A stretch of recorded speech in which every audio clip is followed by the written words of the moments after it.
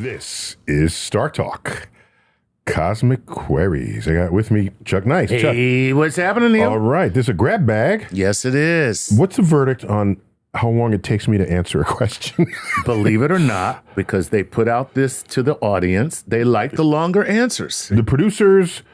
Well, the producers data want us on to this. want us to go as quickly as possible because they want to get more answers in. Yeah, but they asked the people, and the people like the long answers. And people spoke. Yes, the people have spoken. Have risen up. That's right. All right. I won't do it on purpose. It's just, it's organic when it happens. It's the passion of the universe flowing through me. This is Alex K, who says, hello, Dr. Tyson, Lord Nice. Alex from Bucharest, Romania here. Bucharest. What keeps me up at night is Flatlanders and 4D space. I often hear... I love it. That's some geeky stuff right there. Yeah. That's that. We give him a geek award for that. He says, I often hear that dark matter or dark energy could be the 4D leaking into our 3D space. But living in 3D space, can we ever actually observe a truly 2D space? And if not, wouldn't that mean 4D beings couldn't interfere with our world either, just as we don't notice any real 2D beings? I see where he's coming from. Yeah. I think what he's saying is, if there were 2D creatures in our world, how would we ever know? Right. All right. So holding aside the fact that if you're 2D, you have no thickness. Right. If you have zero thickness, how does any light or matter even interact with you? Because light and matter reflect. Yeah. Okay. But right. So let's just ignore that very real complication, but let's ignore it for the moment. Okay. Okay. There was a cartoon back when the internet was a fun place to just explore humor and cat videos. Oh, yeah. Those were the days. There were two illustrated creatures, and one of them was 2D. I forgot their names. It's like, hey, Joey, I just became 2D. And he's looking at him. He looks a little flat, but he wasn't sure. And all he did was turn sideways, and he disappears. Disappears. He turns sideways towards your sight line. Right. And then they laughed, and they were just having a good time. Those were the days on the internet. Man. Yeah. Man. Now it's nothing but Nazis. It's Nazi Yahtzee. Okay. So it implies that even if you're invisible edge on, that the light is somehow still reflecting off of you face on. Right. Okay? So a 2D world in front of us would be completely visible. You would see light reflecting off of their substance. Right. Their 2D substance, whatever that is. Right. Only when they go sideways do they disappear. Okay. From your view. Right. Because they have no thickness. So, we three-dimensional creatures, would four-dimensional, spatial dimensional creatures be able to see us? It means there must be some orientation we can take where we disappear to them. Right. Just following this sequence. I can't picture what that would be. I can't either because I'm 3D. So I'm looking around, everything's 3D. So what do I look like to a 4D guy? I don't know, I don't know how a 3D person would hide from a 4D person, which way to orient ourselves, the way a 2D person can do that to us. Mm-hmm. I don't know how you do that. I have to think about it some more. What I do know is, and we've said this before, if you're looking at a 2D creature, you can see inside their organs, their inner organs. 2D people can't see because they have skin, this line, right, which is their 2D skin. They can't see through the line, but we can see directly into their bodies. So I look really ugly to a 4D person. 4D person, they'll see all your guts. They just see guts and yeah. And I think the first thing we do when we have four-dimensional beings is to make them medical doctors and have them perform surgery. Right. It's a game of operation for them. Nothing to it. Take out wrenched ankle. We're good to go. I forgot about that game. Operation. I wonder how many people became doctors out of that. That's a problem. If they did, they're probably pretty bad doctors. I'm just saying. Like, if the game operation was your inspiration, you know, they're standing over the operating table with a pair of tweezers. I don't know what to do. Well, they're trying to settle malpractice suits. Right. So that's what I know. And for me, that's the most intriguing thing. Yeah. That you can see inside of somebody who's otherwise completely enclosed in skin. In the same way, the 2D person is completely enclosed by a line. Right. And you can see what's inside that line. Inside that line. Right. So that's the best I can give them on that question. Okay. Yeah. Well, that's cool, man. Otherwise, yeah, I don't know where to take it. Yeah. All right. Well, this is Jeff Drumsites. And Jeff Drumsites says, greetings, Dr. Tyson, Lord Nice. I recently began watching Apple TV's version of Isaac Asimov's Foundation. It is awesome. Oh, yes. That's the one where they have the hereditary rulers who are clones of each other. That's the limit of heredity. That's it. That's it, you know. All the lineage is just a cloned line. And you have dawn, day, and dusk. So there's... And day is the ruler. Day is the ruler. Yeah. Dusk is the wisdom. And dawn is learning. And dawn is learning. Okay. And they are in that constant cyclical state of replacing one another. Right. And at a certain time, they have to be destroyed and move on. It's pretty wild. But anyway, he says this. When I was a child in the 50s, my dad's popular science magazine depicted the idea of a space elevator, which they have in Foundation. Trantor is the planet on which the rulers live. And the way you get to Trantor is from a space elevator. So anyway, my question is, he says, is the Trantor Star Bridge or any type of space elevator technically conceivable? Jeff Seitz in Gallatin, Tennessee. Okay. Or Gallatin, Tennessee. The answer is yes. Yes. But so some things to take note of. Okay. The motivation for a space elevator is you can get to an orbit without ever firing a rocket. Yeah, there you go. You just get on the elevator. Get on the elevator. Third floor women's lingerie. And where are you going, sir? Oh, okay. And is that still a joke? Lingerie? That was the big... I got it from Bugs Bunny. Well, okay. Well, the real question is, what is an entire floor doing of just lingerie? Yeah, exactly. Nobody's asking that question. Right. So I have a friend who composes space music, and she created an album called Space Elevator Music. That's funny. Right. Right. On Earth, a space elevator would take you to the geosynchronous orbit, because that's the only orbit that appears to hover over Earth. Right. Its corresponding spot on Earth. Any orbit that's closer, it will speed up ahead of the orbit of the Earth. Right. Okay? So to have an elevator go from a position on Earth's surface to a position in orbit, it has to go to geosynchronous. And on Earth, that's 23,000 miles. So you'd be sitting in an elevator going 23,000 miles. Wow. If your elevator were going 1,000 miles an hour, how long would it take you to get? 23,000 hours. No. I mean, 1,000 miles an hour, 23 hours. That's a full day. It's still a full day. It takes you one day to get it. And we already get to space quicker than that. Yeah, I know. That's right. Okay. So the idea was getting to space must be so hard with all these rocket engines and things that we need another way. But access to space now is routine, and the price continues to drop, especially because of innovations in SpaceX. Elon Musk, and it was a big mission statement of his with regard to SpaceX.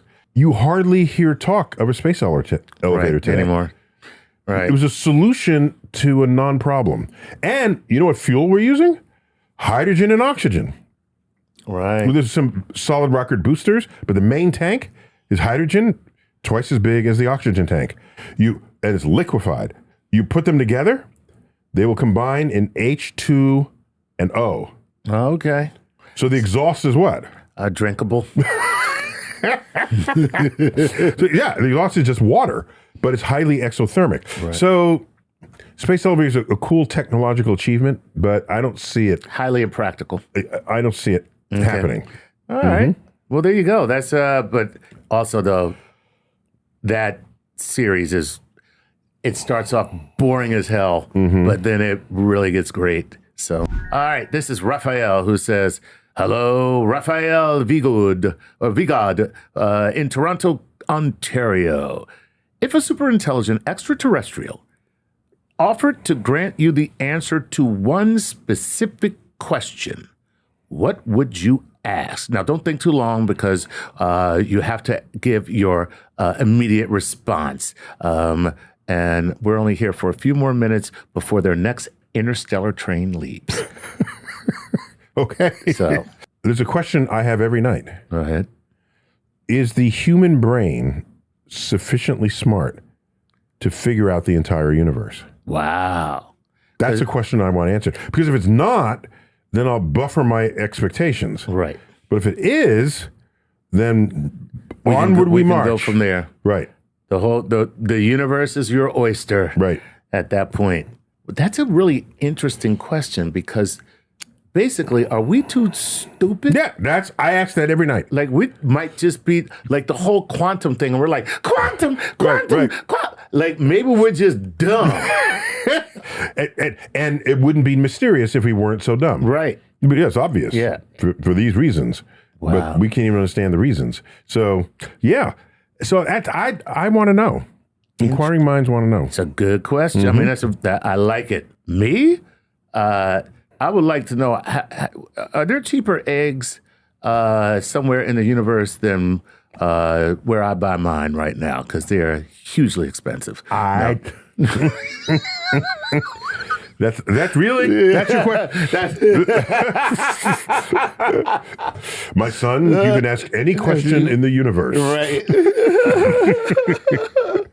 I need some cheaper eggs. Yeah, no.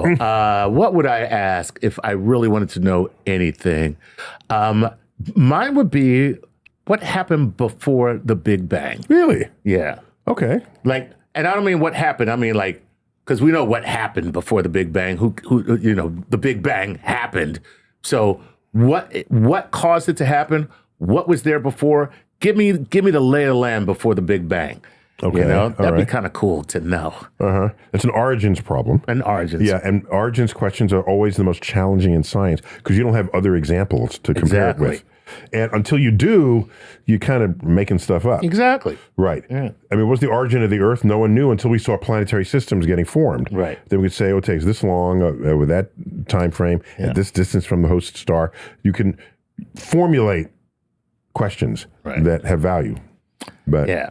But it'd be kind of cool if the aliens were, or the terrestrials were just, extraterrestrials were just like, your universe is just one of 15 million that we've been to thus far, and before this is what happened. Two other universes got together after a night of drinking and bang, your universe was born.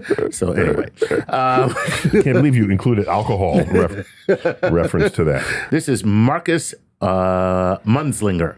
And Marcus Munzlinger says, hello from Germany. Or should I say, no, never mind. I'm not going to do it. I'm not going to do it. Did you ever think, in my accent, pronounce sink, about the alien in Alien not needing any digestive organs since its blood is acid?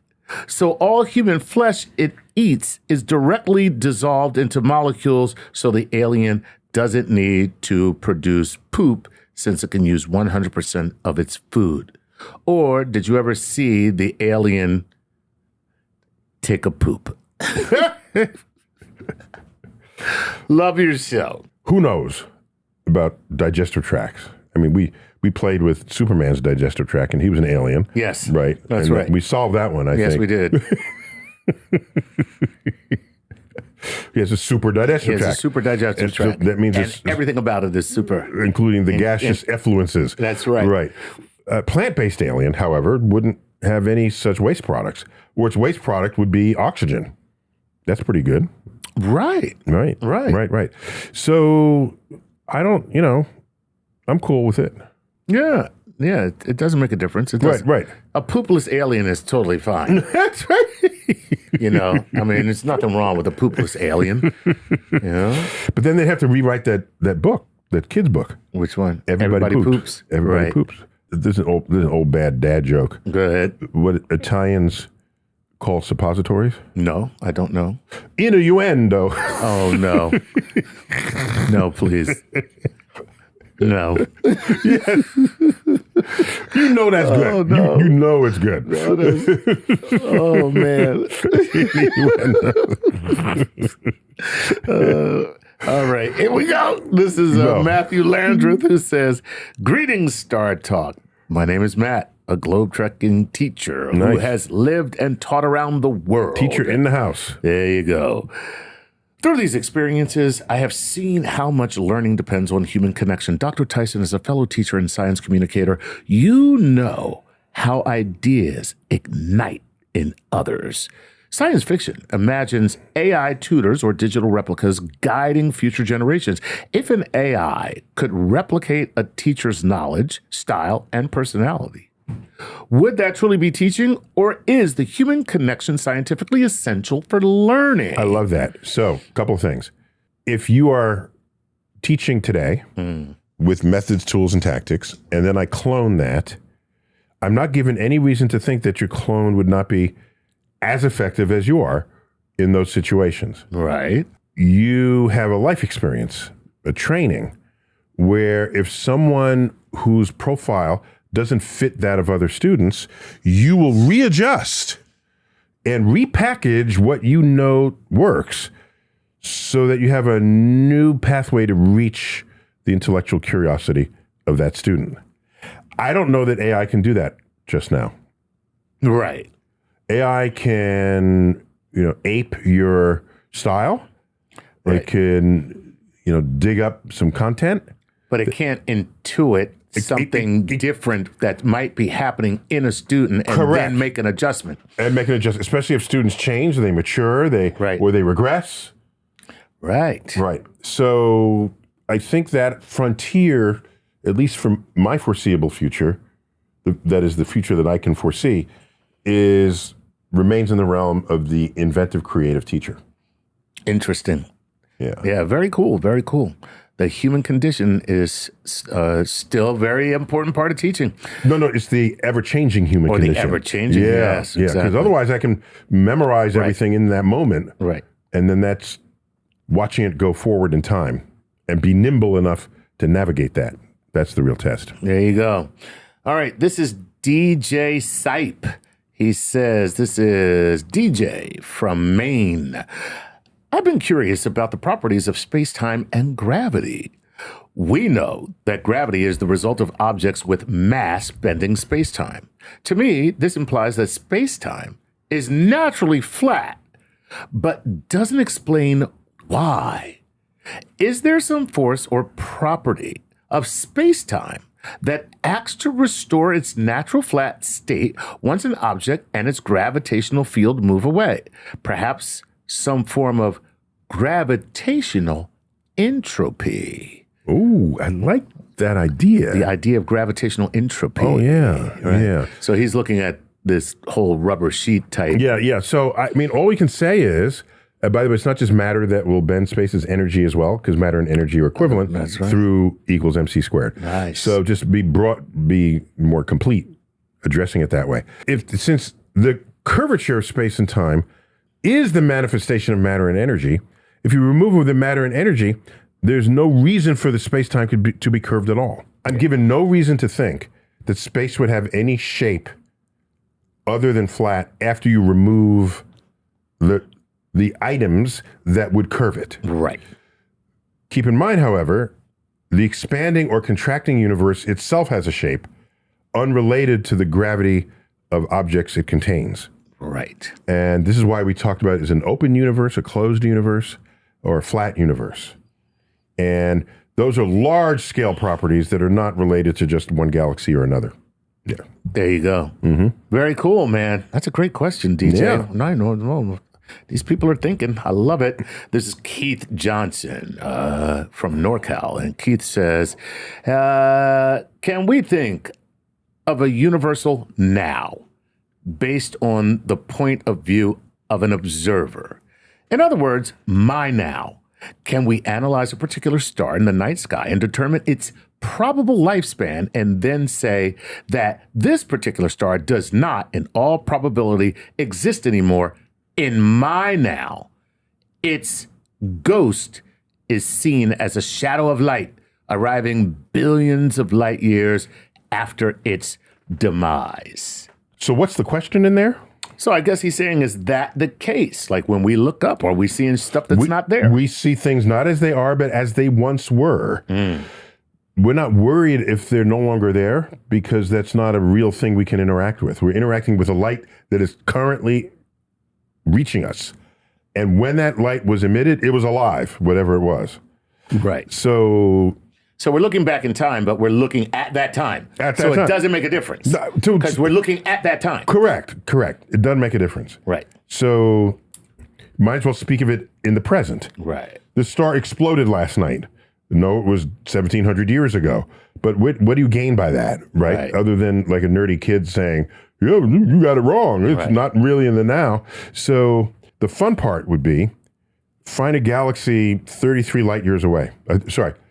Find a galaxy 33 million light years away. Okay. And then if they all held up mirrors and you looked at those mirrors, you would see the dinosaurs going extinct. Oh, wow. Because it's 33 light years there and 33 light years back. 66 years so into the past. Look at that. Yeah. So, yeah, it's fun to think that way. Right. But our speeds are not high enough to generate significant relativistic. All right. Well, there you have it. Still a fun question, though. Thanks for the fun question, buddy. All right. That was Keith, and this is Anthony Calamani. Tony Calamani. Everyone with a tiny voice does not come from Brooklyn, okay? And they do in my world. All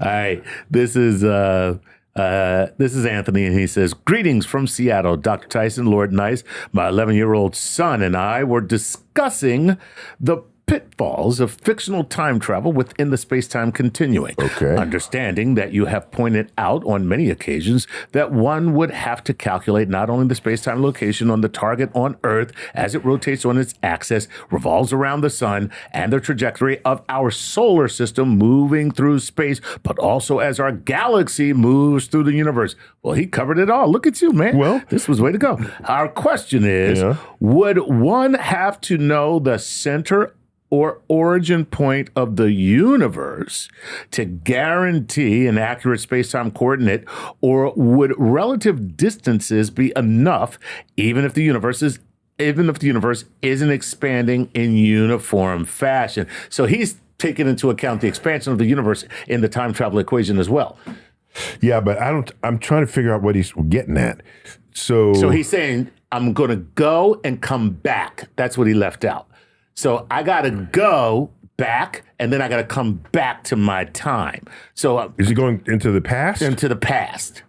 So my coordinate, okay, what am I going to need? Can I accurately predict with not only rotation of the Earth, but the solar system and the galaxy moving and also the expansion of the universe? Can I accurately predict the point where I got to go back and be back in time? I traveled at the speed of light or faster than the speed of light, went back in time, and then come back to that same point where I left. Right. Can I do that? Rich Scott, I think, would say you can. Okay. Using sort of mathematical trajectories in the vicinity of black holes. I have to trust him on that because I can't duplicate those calculations. Okay. He's studied this stuff like professionally. Okay. So in fact, he wrote a book, Time Travel in Einstein's Universe. All right. So in principle, yes.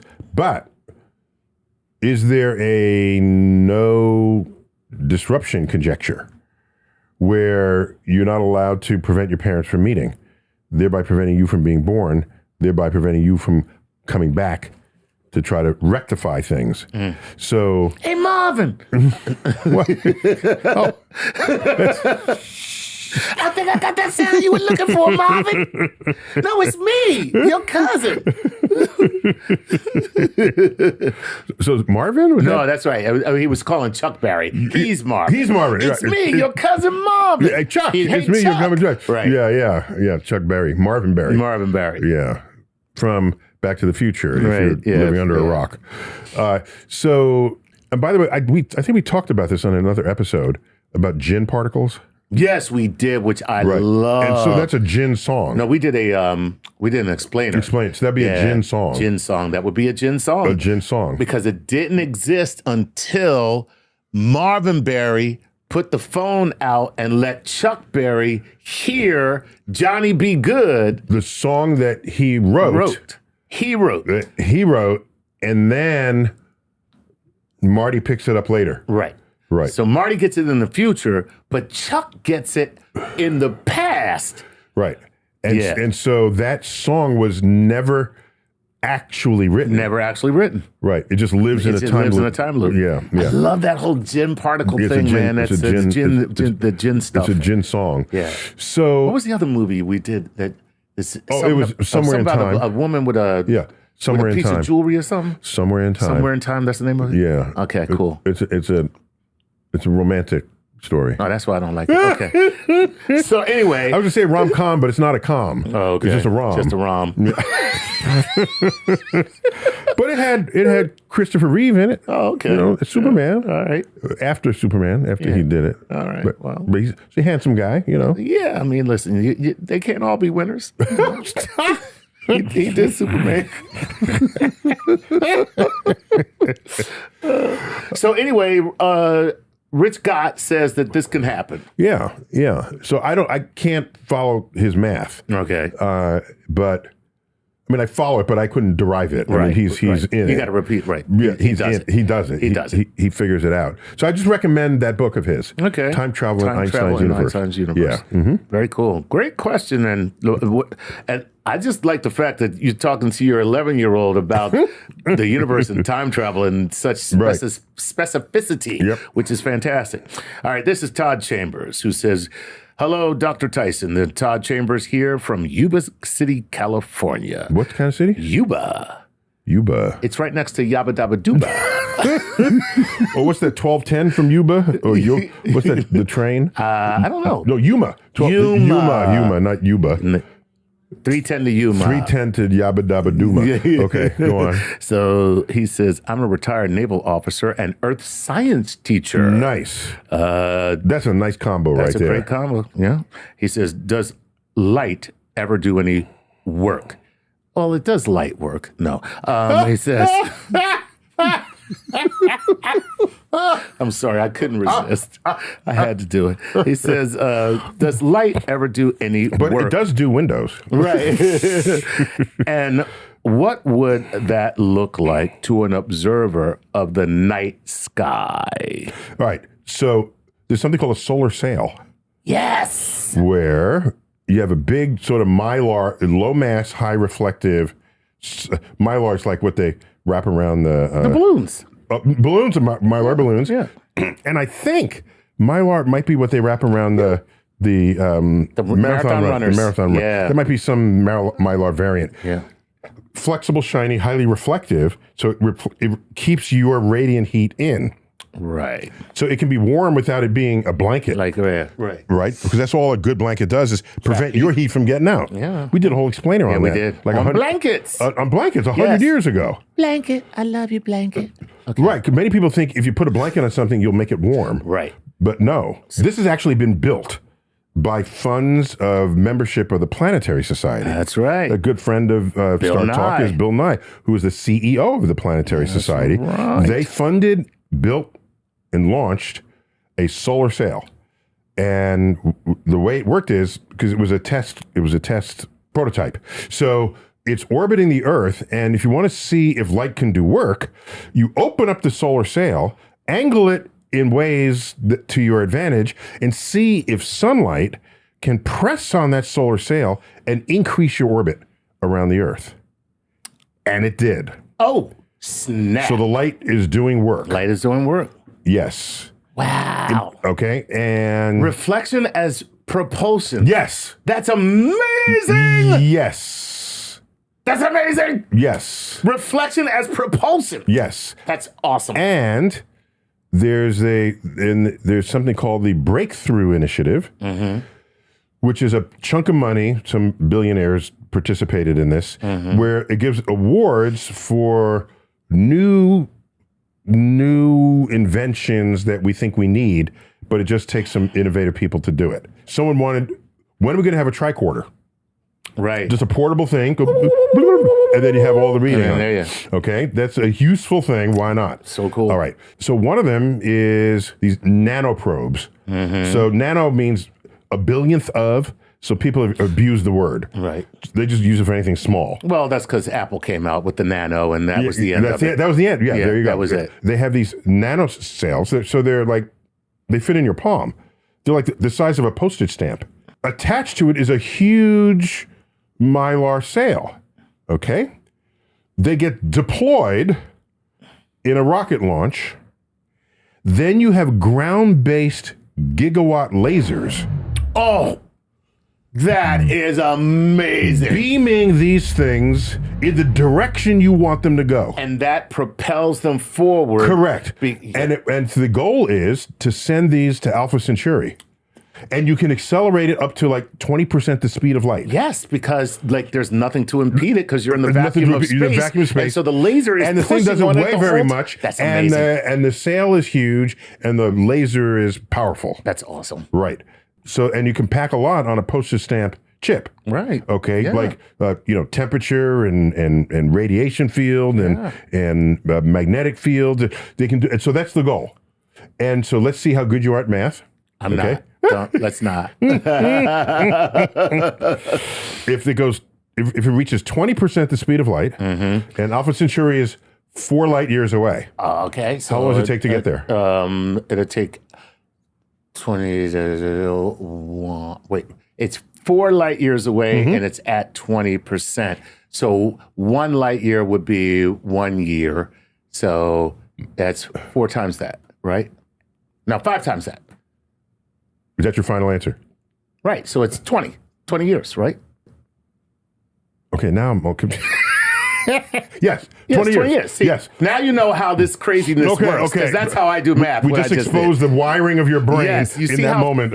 I'm sorry. You see how freaking nuts it is up in there, but I come out to the right stuff. But anyway, 20 years. Yeah, if you go 1/5 the speed of light, and if 4 light years, it'll be 20. 5 times 4 is 20. Right. So 20 years, that's within people's lifetime who are funding the thing. And so that was the goal. Okay. However, it gets there, now it's to send a signal back. Oh, well, that's crazy. Oh, that's at the speed of light. Right. So when do you know what it found there? After how much time? 24 years. Check. Yeah. Super Would cool. give you an honorary degree just being on the show. Yeah, I was going to say yes. Well, you can. You got like 30 of them up there. No, 27. Okay, nobody's counting.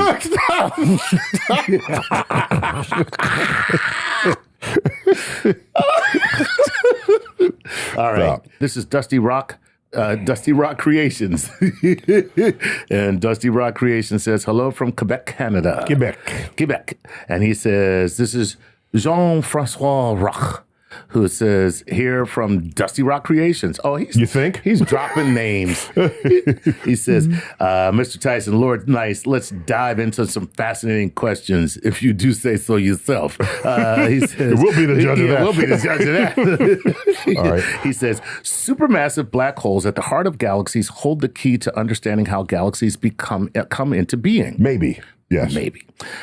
Let me tell you why it's a maybe. Okay. Because the supermassive black hole has like the big ones, like 1 billion solar masses. Give them 10 billion, but billions.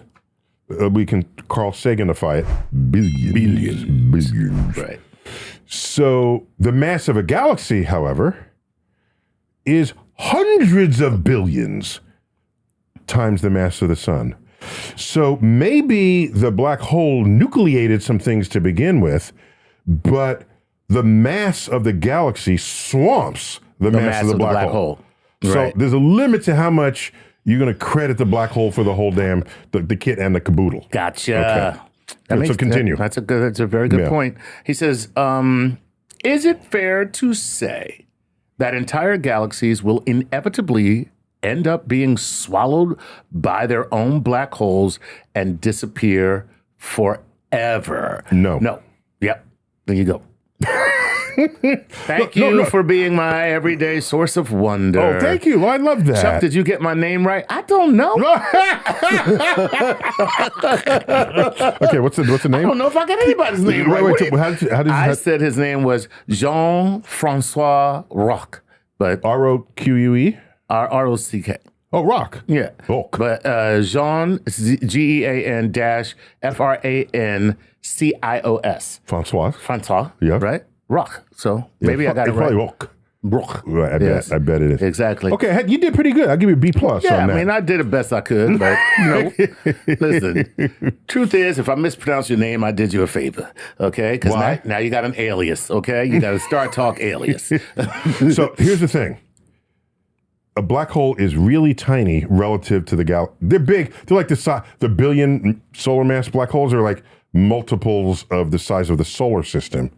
But that's still tiny in the middle of the galaxy. Okay. Right. If it's going to eat the galaxy, the matter that's orbiting it has to stop orbiting and fall straight in. Right. And that's just not going to happen. No, it's not. Okay? All right. Maybe stuff nearby, here's what'll happen. A star will come nearby and tidal forces will stretch it out and you'll get this wispy stream of gas spiraling in down to the black hole. Then it can make an accretion disk. That's what we call them. This is where, that's the holding place. It's taxiing, ready to go into the black hole. As it's falling towards the black hole, it's slowing down from the friction of all the other material there, and that energy has to go somewhere, and it goes to heating the accretion disk. Okay. So hot, millions of degrees, that it radiates ultraviolet and X-ray light. So the X-ray telescopes were the first telescopes to discover black holes, because we did the math on what that should look like. Right. Point is, you only get these accretion disks from things that are very close. Right. That can be that trip on the matter that'll slow them down. Anybody else doesn't even care that there's a black hole. Right. There. Right. Yeah, it's like when you explain that even if our sun became a black hole. Correct. We would still just be orbiting a black hole now that is our sun. It doesn't have extra gravity. It doesn't have, right. Correct. Because the gravity is due to the mass, and the mass does not change. Yeah, if you turn it wouldn't happen naturally, but if you magic hands to do it, it would just be a black hole. And if it's the same mass, we'll just still orbit around that. So now we freeze to death. We'll freeze to death. But Jean-Francois actually has made me have a question. Francois. So when two galaxies collide, do the black holes then actually fall into one to another and become one giant black hole around that galaxy? They will very likely eventually find each other. Okay? They will probably, you look at the dynamics of colliding galaxies. Galaxies are mostly empty, by the way. Right. I had in one of the questions in the Merlin book, what are the chances of two stars colliding just in the galaxy? And I said, if there were 4 bumblebees in the continental United States, the chances are greater that 2 of them would accidentally bump into each other than 2 stars collide in our galaxy. Damn. Did my brother do two bumblebees that hit each other? They had a little bumblebee hickeys. Just, bumblebee stunned clouds over their heads. So it's empty. So when the galaxies collide, they will pass through one another. Right. It'll be this cosmic ballet choreographed by the forces of gravity. And it'll pulse like that as they pass through each other, come back, collide again, and they keep doing this until it settles down, because there's energy dissipated each time that happens. And the settling down puts the heavy stuff in the middle, the heavy, slow-moving stuff in the middle, and the faster, lighter stuff in the outer region. That's when the system is settling. Right. And the black holes, they're the heavy thing in the middle. Of course. So they'll find each other in the middle, they'll merge, and you'll get a black hole twice the size you had before. Wow. Yeah. We got time for one more question. Oh, this is a very grab bag. I love it. This was It's a great one. Yeah. This is Patrick. He says, Dr. Tyson, Lord Nice, just another science nerd here from Texas. Love him. What if space-time itself is a super solid lattice where defects create natural time loops that erase paradoxes, and the so-called mystery echoes LIGO is hearing are actually the fingerprints of that lattice, meaning we've already stumbled onto evidence of a new state of reality and missed it because we were looking through the wrong lens. Ooh. Wow, Patrick. I like that. What I like about it is he's thinking of space, the fabric of space-time, as a medium. You're right. Okay? And if you think of it as a medium, we sort of already do, but we think of it as sort of fabric rather. Lattice is a stronger entity than just fabric. Right. Right? If it's a lattice, then you can think about like crystal lattices. Right. And crystal lattices, things happen within them. You know, you can have like light behaves in certain ways in one direction versus another. Sound goes in different ways because the lattice forces energy to pass through it differently depending on the direction that the energy goes through it. And so we would have to propose a series of experiments to check whether phenomena that unfolds within the lattice is different when viewed at different angles. That would be, I think, based on my understanding of the geology of a lattice, you know, the rock science, Right. Of lattice, of what a crystal would be. So I think he's saying, without saying it, that maybe the entire fabric of the universe is a crystal. I think he's saying that without saying it. Wow. And we invented in our lifetime liquid crystal. That's right. That's your the wristwatches computer, used to have. I mean, not your computer, your screens. all your screens. Yeah, your liquid crystals. TVs. So this, yeah, I don't have a good answer to that other than that's intriguing. Yeah. Yeah. Well, the universe is a television. There you go. Back in the day, nobody has, no, they're LEDs. LEDs now. No, not LCDs. Light emitting diodes, which are better. Liquid crystal displays, Yeah, right. No more LCD TVs. Right. Yeah. So anyhow, I like it. I like it. It's very creative. Thought. Very creative. Very creative. Yeah. Maybe you can develop it further. Yeah, I doubt that. Why? I'm just hating. If he came up with that question, of course, no. I think it's brilliant what he came up with. No. Then we're going to find out he's a 10-year-old kid. Now that would be impressive. Yeah. No, it's very cool, man. All right.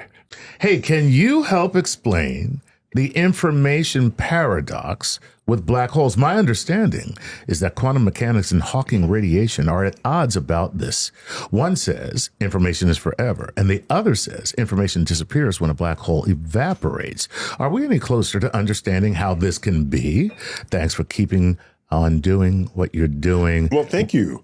So I can answer this to the best of my ability. But I think that's really a Jana question. Jana and Brian Green. And Brian Green. But especially Jana, because Yeah, she's mostly really Jana. She's the black hole expert. She's totally into this. With the black hole blues. The Black Hole Blues. She got a whole book. That's her book. No, the Black Hole Blues. Black hole blues. Yeah. She so badly wants to be able to say it that way. The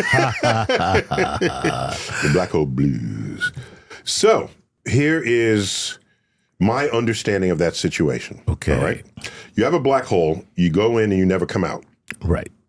So if something contains information at all and it goes into the black hole, did that information leave your universe? That's a question. Because once you're inside the black hole, it's no longer part of your universe. You've crossed over an event horizon. So that was a question. And I think it was even a bet that involved Kip Thorne and Stephen Hawking. Okay. Okay. There's a history of bets with fun sort of frontier questions on new science that's being developed and discovered.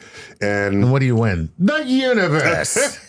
I don't know. That was a dinner at a fancy restaurant, a bottle of wine. It's actually a real bet then. Yeah, something in reach of, not your firstborn or anything like, or your house. Yeah. Right. Now that's a bet. So information theory is very important. And there's sort of a latter emergent understanding of how we also need to think about the world. It's not just an interplay of forces and matter, motion, and energy. Okay. There's information contained within it. And entropy is a measure of the disorder of information. Mm-hmm. Correct. Okay. Right. So we have this energy field outside of the event horizon that belongs to the black hole. Right. The black hole is responsible for that. Okay. Antiparticle pairs get created. Gotcha. And they fly in opposite directions. Mm-hmm. If the angle is right, one of them will just fall back in and the other one will escape. And the other one goes out. Goes out. Right. Okay. If you inventory the particles that are created out of the gravitational field, it is exactly the particles that the black hole ate. Oh. So somehow, knowledge of what the black hole ate that was living inside the event horizon is communicated to the gravitational field. Right. And it's pulling it out of what was inside the event horizon and then releasing it into the universe. And therein lies the evaporation. That is the evaporation of the black hole, but the preservation of information. But the preservation of information. The preservation of the information. It's wild. Is completely wild. I love it. Oh my gosh. That's crazy good. Yeah. Now there may be nuances to that I'm not getting or I haven't, but that's the basic thing that's going on there. Right. And so that resolved the information paradox. Right. So the information is not lost. The information is somehow known, preserved, and then demonstrated or expressed in the gravitational field. In the gravitational field. And as the black hole gets smaller and smaller because the evaporation is slow. Evaporation is slow, but it happens. There's a point where the black hole disappears altogether. And so it has returned to the universe whence it came. Wow, man. Yeah, it is. That's the kind of stuff tell you, man, that's good stuff. All right. What else you got? All right. This is SP. SP says, greetings, my lord and my doctor. Shay from Arizona here. All right. I love StarTalk, and this is my very first question. Excellent. Well, welcome. I wonder about... Say it right. Welcome to StarTalk. Very good. SP says, I wonder about asteroid 2024 YR4 and what might happen in 2032 as it makes its approach to our planet. The odds of it impacting the Earth are almost nothing, but it has about a 4% chance of impacting our moon. My question is, what are the odds of it being captured by our moon instead? According to the paper, Can Moons Have Moons by somebody Raymond, Colomere and Raymond, our moon is large enough to host a moon of its own, and my curiosity has piqued. Love it. Can you also talk about the effects of what we might experience if our moon has another moon? Okay, cool. So a couple things. Good question. So we're getting better and better. We have better and better data on asteroids that put Earth at risk. Right. And these are called near-Earth asteroids, or near-Earth objects, NEOs, which would include comets. Okay. NEAs would be a near-Earth asteroid. NEOs, anybody who's a near-Earth object. All right? And just for context, if I had Earth here as a schoolroom globe and I ask how far away is the moon, if you're thinking about how it's drawn in textbooks, the moon is like somewhere over here, a few feet away. Yeah, it's right there. Right there. Yeah. It's not. It's actually not. It's 30 feet away. Right. Okay. If you were doing it 30 feet away. There's a lot of empty space there. Between the moon and us. Right. That's why it takes 8 minutes to get to Earth orbit. When people say, are you going into space? It takes 8 minutes to get to Earth orbit. It takes 3 days to get to the moon. Wow, that is a lot of empty space. That's a lot of empty space. All right. So it is of interest if an asteroid or comet comes between us and the moon. It's what's called cislunar space. So that's the area of the moon's orbit around the Earth. If it comes in there, that feels a little tight, but it's not as tight as you think. Because you're remembering the textbook picture of the moon sitting right off our elbow. Right. Oh my gosh, you're going to thread that? That's dangerous. But no, it's 30 feet away. It's like a field goal post that's the size of the stadium the width itself. Of the stadium. I don't know if I can make it. That's an exact analogy here. So when we think of danger and close approaches, anything closer than the moon will get reported that way in the press. Right. All right. This one has a chance of hitting the moon. That'd be fun to watch. But consider the moon has been hit before. True. Have you looked at its face? Yes. All right. Exactly. Right. So it wouldn't doesn't have a pizza face for nothing.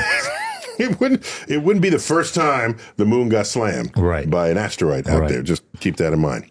Second, it is almost impossible to capture an object without consequences to another object. Right. The Earth and the moon, if there was a third object in the system and that other object came in from outside, moving very fast, something has to slow it down. Mm-hmm. So it's going to need a close approach with some other object, like a third object, where it exchanges gravitational energy so that the asteroid slows down while the other one speeds up. And then the other one escapes the system, and then it stays with us.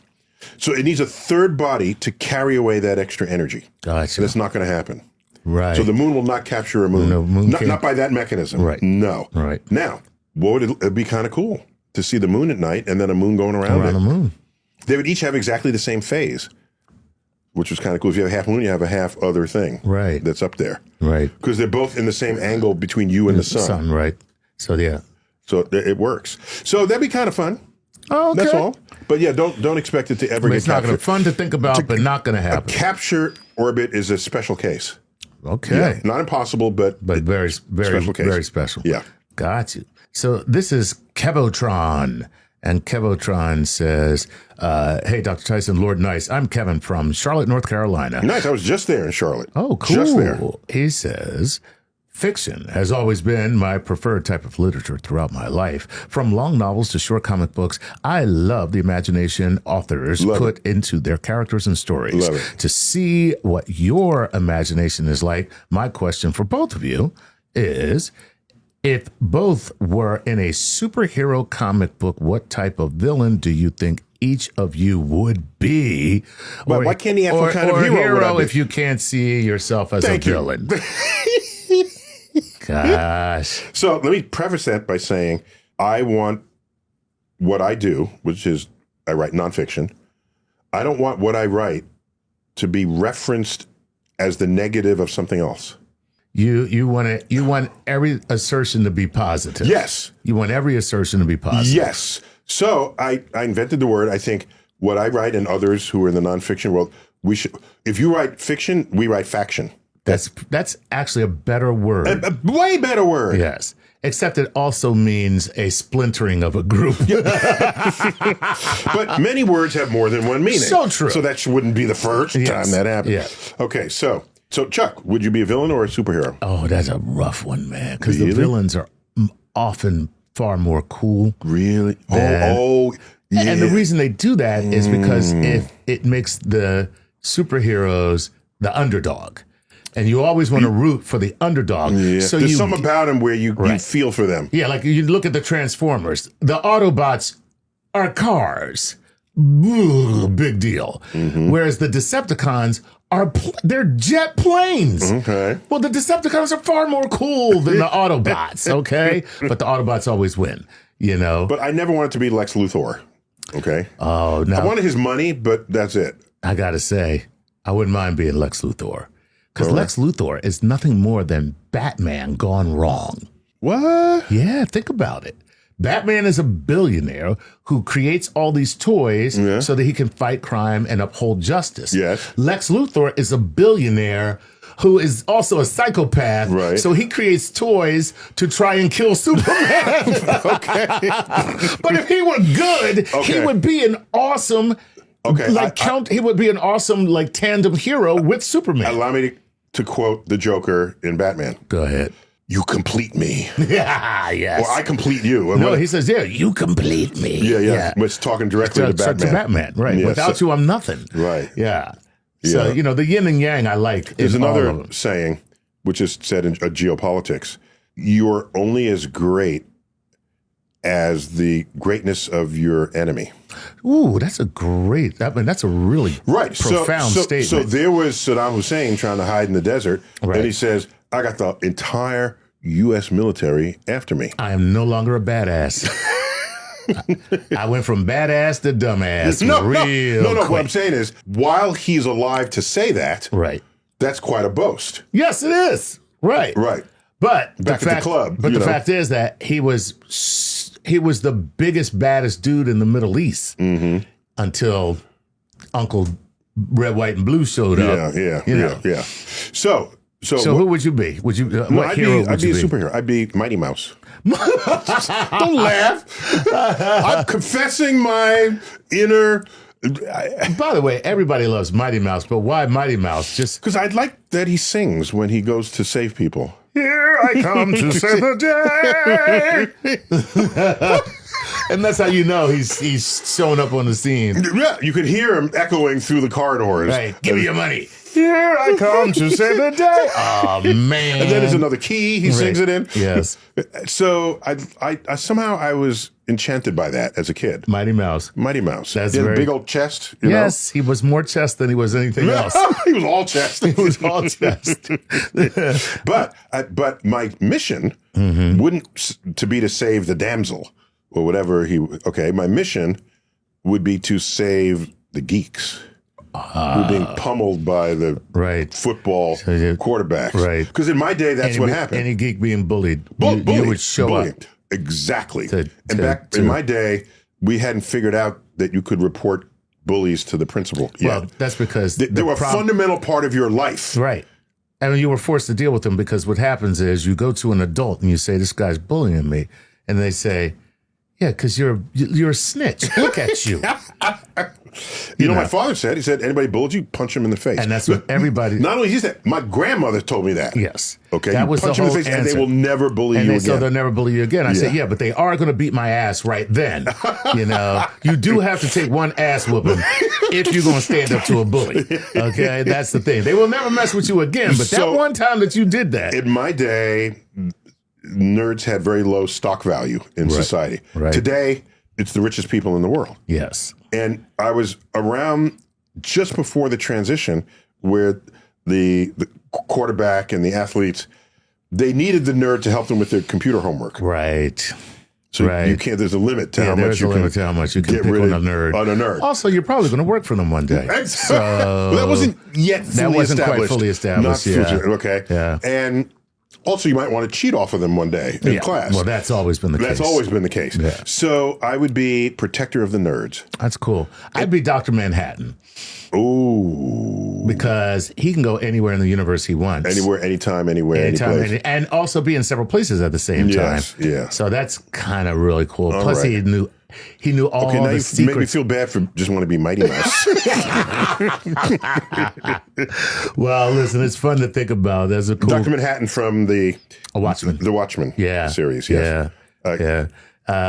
The movie got me. I mean, I always The loved it. Watchmen was the graphic novel. Correct. Then there was the movie. Right. Then there was the series. Yes, and I was going to say I always liked him in the graphic novels, but it wasn't until the movie that I wanted to be Dr. Manhattan because he was in his lab working and in the bedroom having a threesome with his wife with himself, which is awesome. What? My man was still working on his science and getting it in with his wife And himself. and himself. In a threesome. In a threesome. Okay, you can't beat that. Okay, that's weird. All right, here we go. That's a little weird. Yeah. And add to this though, to understand the severity of what I had to come save, there'd be a little signal for me. What would it be? It would be digits of pi in the sky. Oh, that's cool. And though. so the more digits, the more serious. the case. the And case. I increase the urgency. Wow, that's so funny. It was just 3 point. 52 decimal places. Oh! That's atomic wedgie. Right, I have to go exactly. interrupt there. Yeah. If it's 1 decimal place, it's just someone trash talking you. Right. Right. That's great. it. So that's what it would be. That's funny. Thank you for that question. All right. This is William Heisenberg III. He says, greetings, Dr. Tyson and Lord Nice. Your name is Heisenberg? He says, I'm William Heisenberg. Heisenberg, okay. Yeah. The third. And then he phonetically, Wilhelm Heisenberg. So Heisenberg. Good. He says, so I got it right, Wilhelm. I didn't say Wilhelm, though, okay? Because I'm not that pretentious. And you're in America now. It's Bill. Not Wilhelm. Okay. All right, buddy. Here we go. He says, in Back to the Future, you had to hit 88 miles per hour to activate time travel. I was thinking about that. First, you have to set the date to 1955. Who's to say that the actual cosmic time reference is? For all we know, time could interpret that as 1955 years from the Big Bang. Now, that would be an uncomfortable arrival. Second, they never programmed a location, so you probably appear in open space. And without anything to slow you down from 88 miles per hour, would you be stuck endlessly slipping through time, unable to decelerate below the activation speed? What do you think? Whoa. So here's what I think. Okay. Here's what I think. You need a second job. You just spent too much time thinking about this. I'm going to say shipbuilding is what you need in a bottle. Ships in a bottle. This is too much thought. I'm joking. What an interesting thing, though. All right. So a couple of things. We can unpack that one bit at a time. Okay. All right. The time machine panel. Okay. Which you program. Mm-hmm. That knows that it's 1955 on the Gregorian calendar. Right. You see it on the display. It's on the display. Right. And I don't remember if it said AD, but it's completely implicit in how the whole thing was conceived.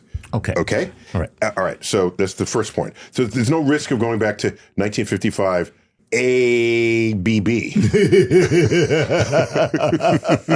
after Big Bang. After Big Bang. All right. So not going to get it after Big Bang. Right. All right. Okay. Of course, AD, the A doesn't stand for after. What's it stand for? It stands for year. It stands for what? Year in Latin. Oh, okay. Anno. It's Anno Domini. So that's the year and time. Because the whole panel lit up. Right. All right. And now, location. Significantly, he goes back a number of years, not a number of months or a number of days. If he'd gone back 30 days, he'd land in the middle of space because Earth is not there now. Correct. Okay? Right. Okay. Or then. Right. Any actual time travel machine ideally should also be a space travel machine. Right. Right. Okay? Because you're sitting here, you say, I want to go back to yesterday. And you walk in, you want to come out, you want to still be here. Right. But that had to transport you in space as well. Right. So it's a space-time machine. It's not just a time machine. Correct. It's got to be a space-time machine. It has to be. Otherwise, you'd be dead on your first transport. Exactly. Because you'll be in empty space. Right. All right. So had he gone back 30 days, 30 minutes, 30 hours, 30 days, 30 months, he'd be dead. But he went back 30 years. And a year, Earth returns to its place. Okay. In its orbit. Right. He's still on Earth. In any whole number of years. Right, because it's a whole year. So you're right. A year ago this time, the Earth was here. Correct. Right. Now, we're ignoring the leap days. But also, what about the fact that in our solar system, on the tip of that spiral, that thing is moving too. Oh, you're talking about the whole solar system moving through space. Yeah, the whole solar system is moving too, though. So the question is, how far did the solar system move in a day? Right. Okay. So you have to factor that in. Okay. You would. But to factor in one of them cinematically, that's good enough. Okay. All right. To get them all, then you're just being you're being annoying. Right. Exactly. Okay. Yeah. It's like saying that football is not. You're not first and 10. You're first and 30 feet. Okay. Shut up. Not first and 10 yards. Well. It would be. No, but you don't say it that way because you're just overcomplicating things. Oh, I got you. You know what I'm saying? Exactly, like you don't say first down, 30 feet to go. No, it's first and 10. Yeah. You know, because we know what it is. We know. I got you. So 30 years. So now, apparently, what's his name? This is Wilhelm. Bill. Bill. You didn't pay close enough attention to that scene. Really? That mall is called Twin Pines Mall. Where do we think it got its name? Marty, exactly 30 years goes back in time, and he arrives at Twin Pines Ranch. The ranch gave itself up to be a mall, as is so common with the strip malls of the suburbs. Right. All right. And so out of an homage, you keep the name that it once was. Twin Pines Ranch. Right. And it says it in that scene back in 1955 when he arrives crashing down the door of the barn of Mr. Peabody's ranch. Okay. So we've got him going back in time, still arriving on Earth. We got him going back in time, arriving in Twin Pines Ranch, which is the same place as where the mall was that he just left. Okay. It's America. So what does the farmer do upon seeing a DeLorean arrive with Marty, who has a hazmat outfit on because he's handling plutonium? Right. Okay. What does the farmer do? He invokes his Second Amendment rights. God damn, better get off my property right now, I'll tell you what. No, you don't ask them first. No, that's you shoot first and then ask. That's right. Yeah, I forgot. That's so the shotgun comes out. Shotgun, yeah. All right. Marty is trying to escape. He's driving fast. He bowls over one of the two saplings that are the twin pines of his ranch. There are two 5-foot-tall saplings with a picket fence around it, and that's the twin pines of the Twin Pines Ranch. Marty bowls over it, attempting to escape and not get shot. Okay? Okay. Now, hang on. I thought Wilhelm put too much thought into this. Damn. Wait a minute. Go ahead. So the second shot against Marty hits Mr. Peabody's mailbox. Okay. And that's how you know it says Peabody on it. So that's how you know he's Mr. Peabody. When it hits the mailbox explodes. Well, it's shotgun. I didn't think anything of it until I gave a talk where I described that scene in southern Georgia. And somebody in the audience, looked like, someone who owns a few guns. Of course. Had like a camouflage, a camo hat. Somebody probably held a few guns. He said, I had something to comment. I said, oh, did I miss something? He says, yeah, that shotgun would not have blown up the mailbox. I said, what would it have done? He said, it just would have put holes in it. Oh, okay. Like shotgun pellets would do. And where were you when you gave this talk? Southern Georgia. Oh, he would know.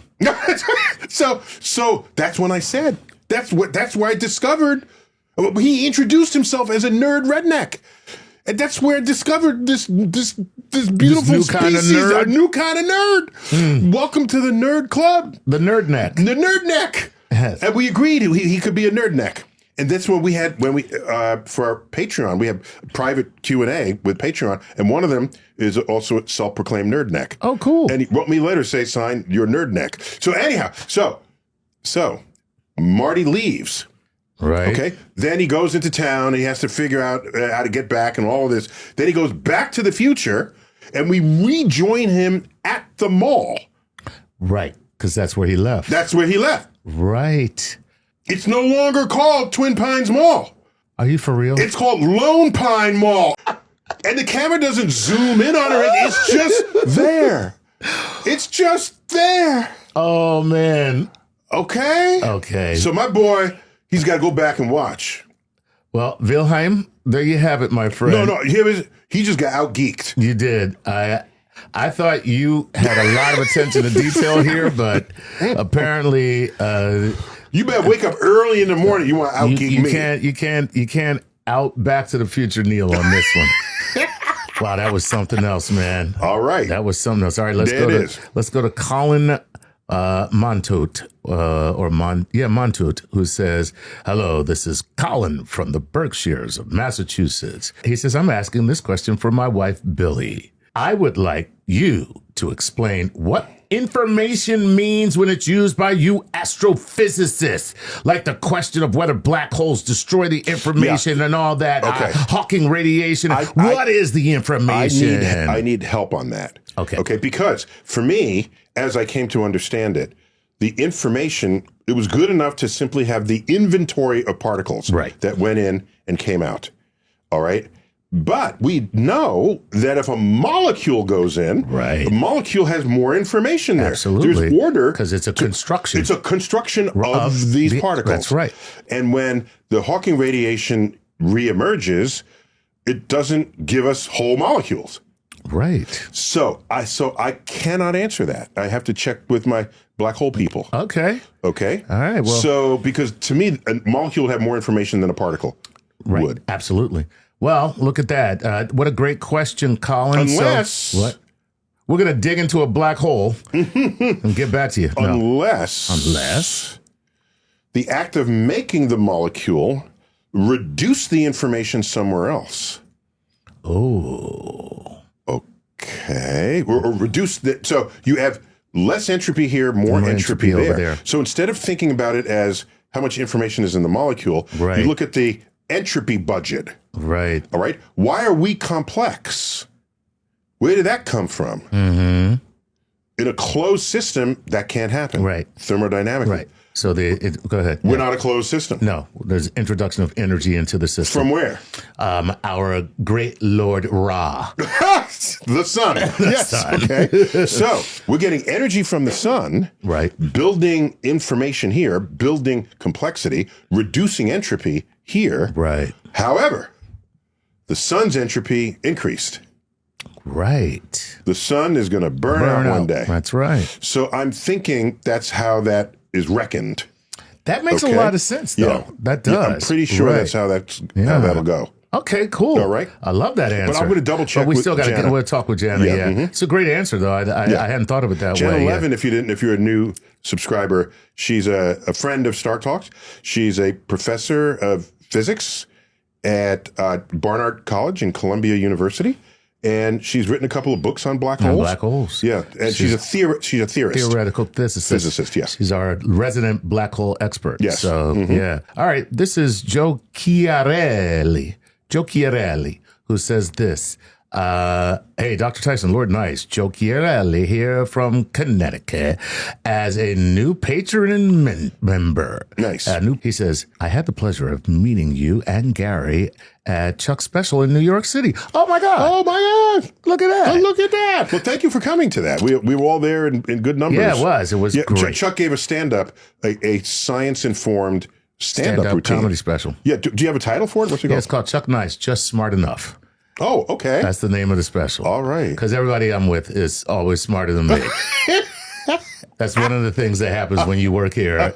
When you do what I do I'm surrounded by him and all his buddies, and they're all freaking super geniuses, and I'm a dumbass sitting here, but I'm dumb enough to know how dumb I am.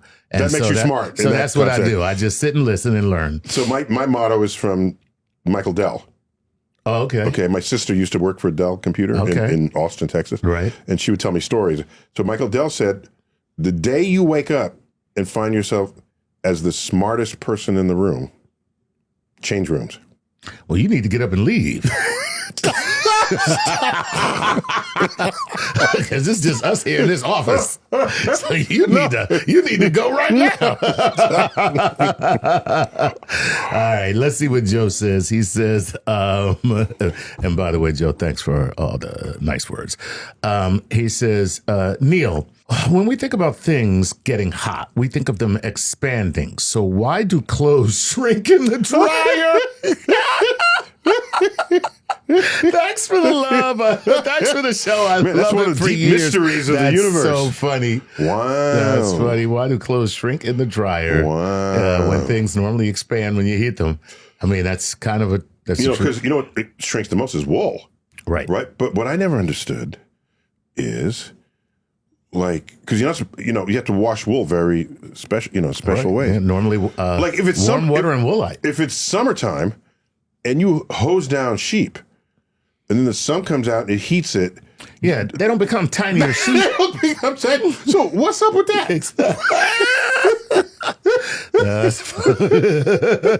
Stop leaving us out in the sun. Yes. Oh, that's so funny. So not all material behaves in the same way by the same thermodynamic forcing. Right. So Okay. here's one that we just accept: that ice floats. Right. Well, ice is water that is colder than the water it's floating in. You're right. Things that get cold normally shrink. Sink and shrink. They'll shrink. Right. They'll get denser and denser and shrink. Right. Cold things shrink. Right. Ice at 3 degrees Celsius expands. Yeah. I'm sorry, water at 3 degrees Celsius. Becoming ice. No, it's not ice yet. Right. At 3 degrees, it expands. Okay. And that floats to the top of the lake where it freezes. Right. And it stays at that larger state. Right. Floating, actually insulating the water below. Right. Allowing fishes to survive the winter. Right. Because once you put a layer, an ice layer on top, the bottom of the lake no longer is climatically connected to the or weather connected to what's above. Ice actually becomes insulation. Ice as insulation. As insulation. Exactly. So ice does the opposite of that. And there's a few other materials that will do this. Okay. And the chemists know about them. So, for example, if you want something that does not expand or contract at all, you combine two materials that have opposite properties. That's cool. And then they'll work opposite each other. Right. In this way. Nice. The thermocouplers are these metals that bend when they're heated. Okay, so typically these would be valves to a gas valves. All right.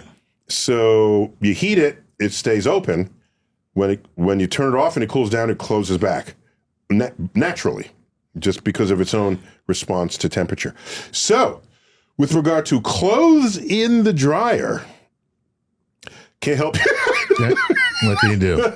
I gave you the rest of the physics of what's going on. What's going on? But yeah, that will remain a mystery. Yes, along with what happened to my other sock, and along with, does the refrigerator light turn off when you close the refrigerator? Right. Yeah. Yeah. And people say, of course it does, because you just press the button on the side and you see that the light goes out. And I'm like, yeah, but that's because the door is open. So I once tweeted this. I said, one of the mysteries of the universe, does the refrigerator. So someone put their cell phone in the refrigerator. Oh, hilarious. Okay. And then started filming, and then they closed the door, and then it got dark. It got dark. You got to love people. You got to love people. All right. Chuck, we only got 5 minutes. How many do we do? We got like a boatload of questions there. Oh, who cares? Let me go. Let's go. Let's see how I can answer them fast. Go. All right. This is Tom Lindelius, who says, greetings from Uppsala, Sweden. Yes. He says there was an important observatory there. From the early 20th century. Out of the 19th. It probably goes earlier, but the data that I've seen from them is quite relevant and significant. I had no idea. When they were a player in that space. Very cool. Go on. He says, if our universe actually existed inside a black hole, wouldn't everything seem to be converging into a single point, the singularity, rather than expanding? Also, wouldn't we be able to spot any evidence of spaghettification, like large galaxies or gas clouds appearing stretched? Thanks in advance. The spaghettification happens when you get very close to the singularity. Right. The bigger the black hole, the less the spaghettification is at the outer edges. At the outer edges. Right. In the beginning, you're just falling. You're just falling through. Right. If we are in a black hole and our black hole is the size of our universe, then the spaghettification is not a thing. Right. Okay? We're just occupying the volume inside the black hole. And we're not the collapsed system, like when a star collapses to make the black hole in the first place. Right. So, the spaghettification is not an inevitable fact of falling into a black hole. Okay. All right. Very cool. That's all. Give me another one. All right. This is Rid, RYD. Hey, Dr. Tyson, Lord Nice, Remy from Nantes, France.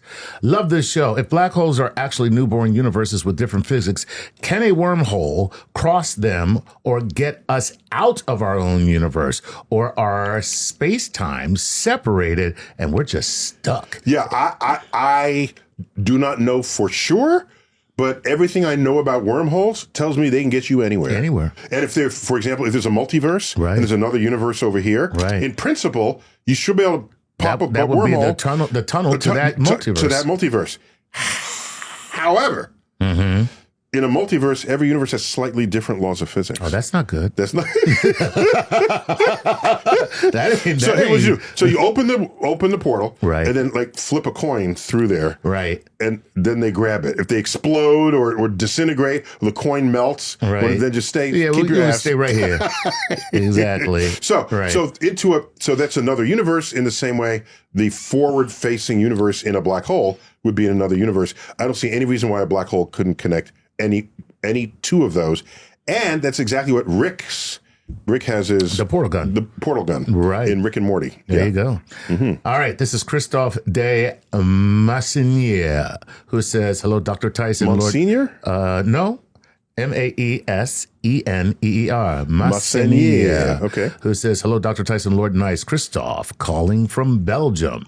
Love it. I know that the answer today would be, we'll get spaghettified. But let's suppose our current limits in technology aren't an issue. What would it take to fend off a black hole coming towards our solar system? A mission like DART would be out of the question because it would get equally spaghettified. Curious to hear your counter apocalypse ideas." So a black hole is coming at us. Yeah, in my day, what you would say is, kiss your ass goodbye. Right. But more seriously, what we would have to do is get all the rockets we have, attach it to the side of the Earth, and get us the hell out of the solar system before the black hole gets close enough. Literally, spaceship Earth is the answer. Spaceship Earth, because you can't touch the black hole. Right. You can't nudge it out of the way. Right. There's nothing you can do to the black hole. To the black hole. And if you are on the course to fall into it, once you get to that event horizon, it's over. It's over. So you want to move Earth to another place, ideally to another star system. Right. Because we value... Yeah, because we need sunlight. You need sunlight. Right. Exactly. All right, very cool. Good. One more. Here we go. This is Jeff. He says, "Hello, Dr. Tyson, Lord Nice. I'm Gwilym Hewitt from Birmingham, UK." Birmingham. Yeah. All right. Oh, well, I wish Gary was here. In class the other day, I was reading The Elegant Universe. That's Brian Greene, right? Brian Greene, yes. Best-selling book. Yeah. He said, and it was explaining black hole entropy and mentioned that after every interaction, for example, an asteroid falling into the black hole, its accretion disk expands. I find myself wondering why this happens, why the accretion disk expands after these interactions. By the way, love the show. Excellent. That's really cool. The accretion disk is the holding pattern for the material that ultimately will fall in. So that's the bright hot thing that you see going around the black hole. The bright hot thing. Bright hot thing. That's the accretion. The reason why it exists at all is because rarely is anything moving through space and headed exactly toward the black hole. Okay. Even if the black hole influences its path, it'll curve it around. But it's never headed straight in. That's a very rare trajectory to head straight in. Okay. All right. So the material gathers and, all right, it wants to fall in.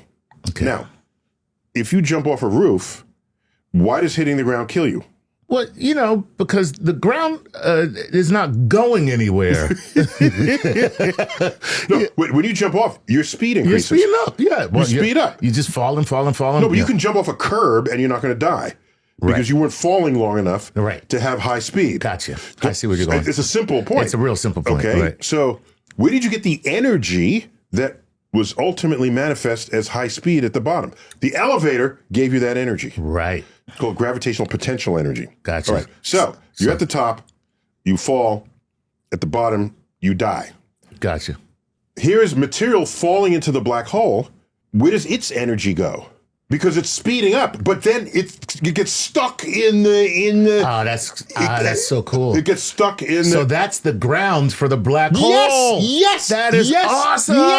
Yes. That's why it's all hot and bright. Hot because normally when you hit the ground, it breaks all your bones. Yes. But if you're a gas cloud, that becomes heat. Dude, that's amazing. It heats up, and it heats up to such high temperatures, it begins to radiate ultraviolet, X-rays.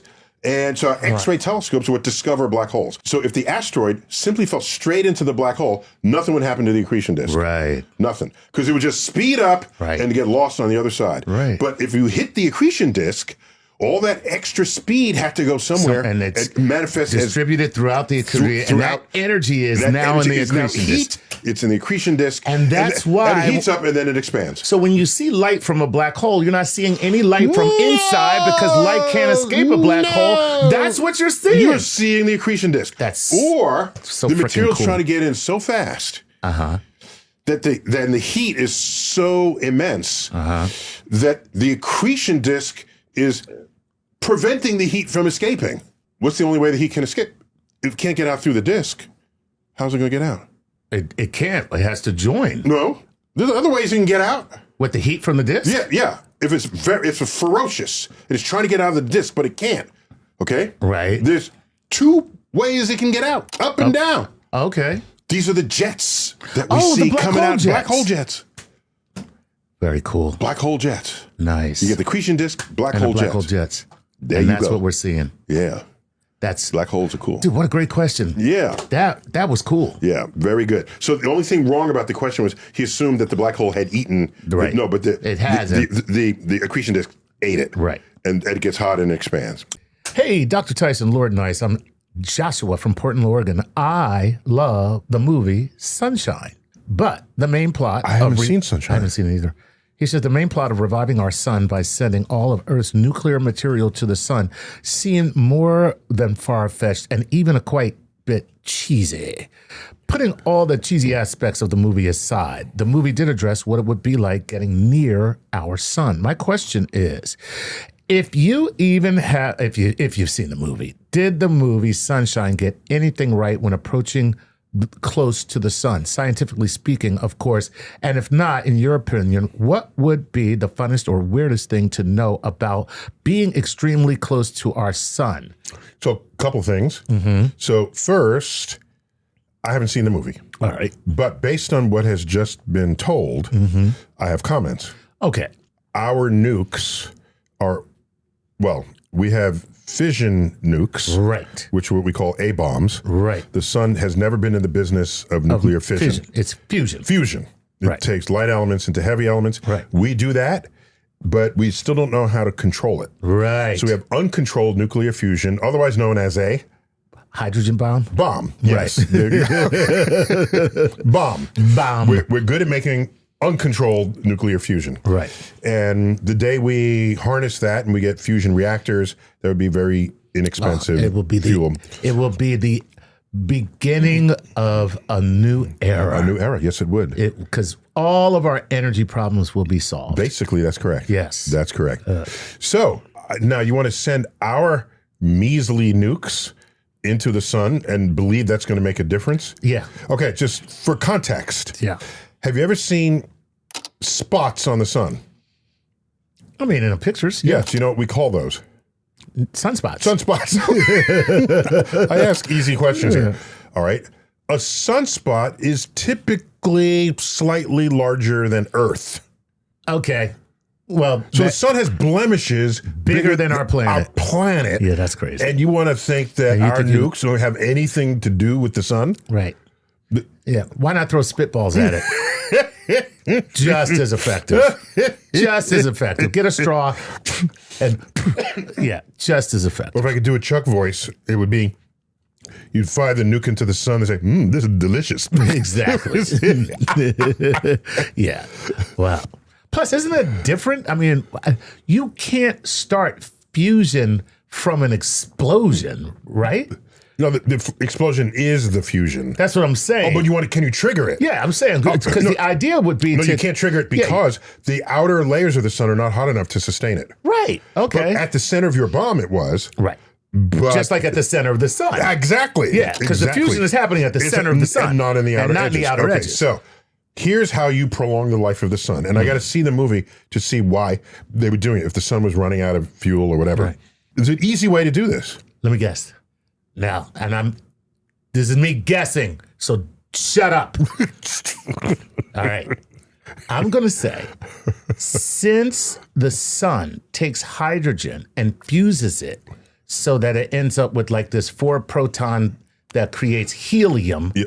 Right? 4 nucleons. 4 nucleons. So it's 2 protons, 2 neutrons. So the 4 nucleons that creates helium.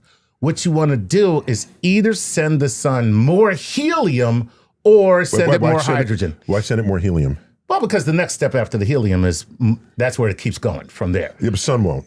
The sun won't. Only the high mass stars are going to take it. Get out. The sun pretty much stops. So the sun stops. Yeah. Oh, so I need to send the hydrogen then. No, yes. I should just send more hydrogen. Yes.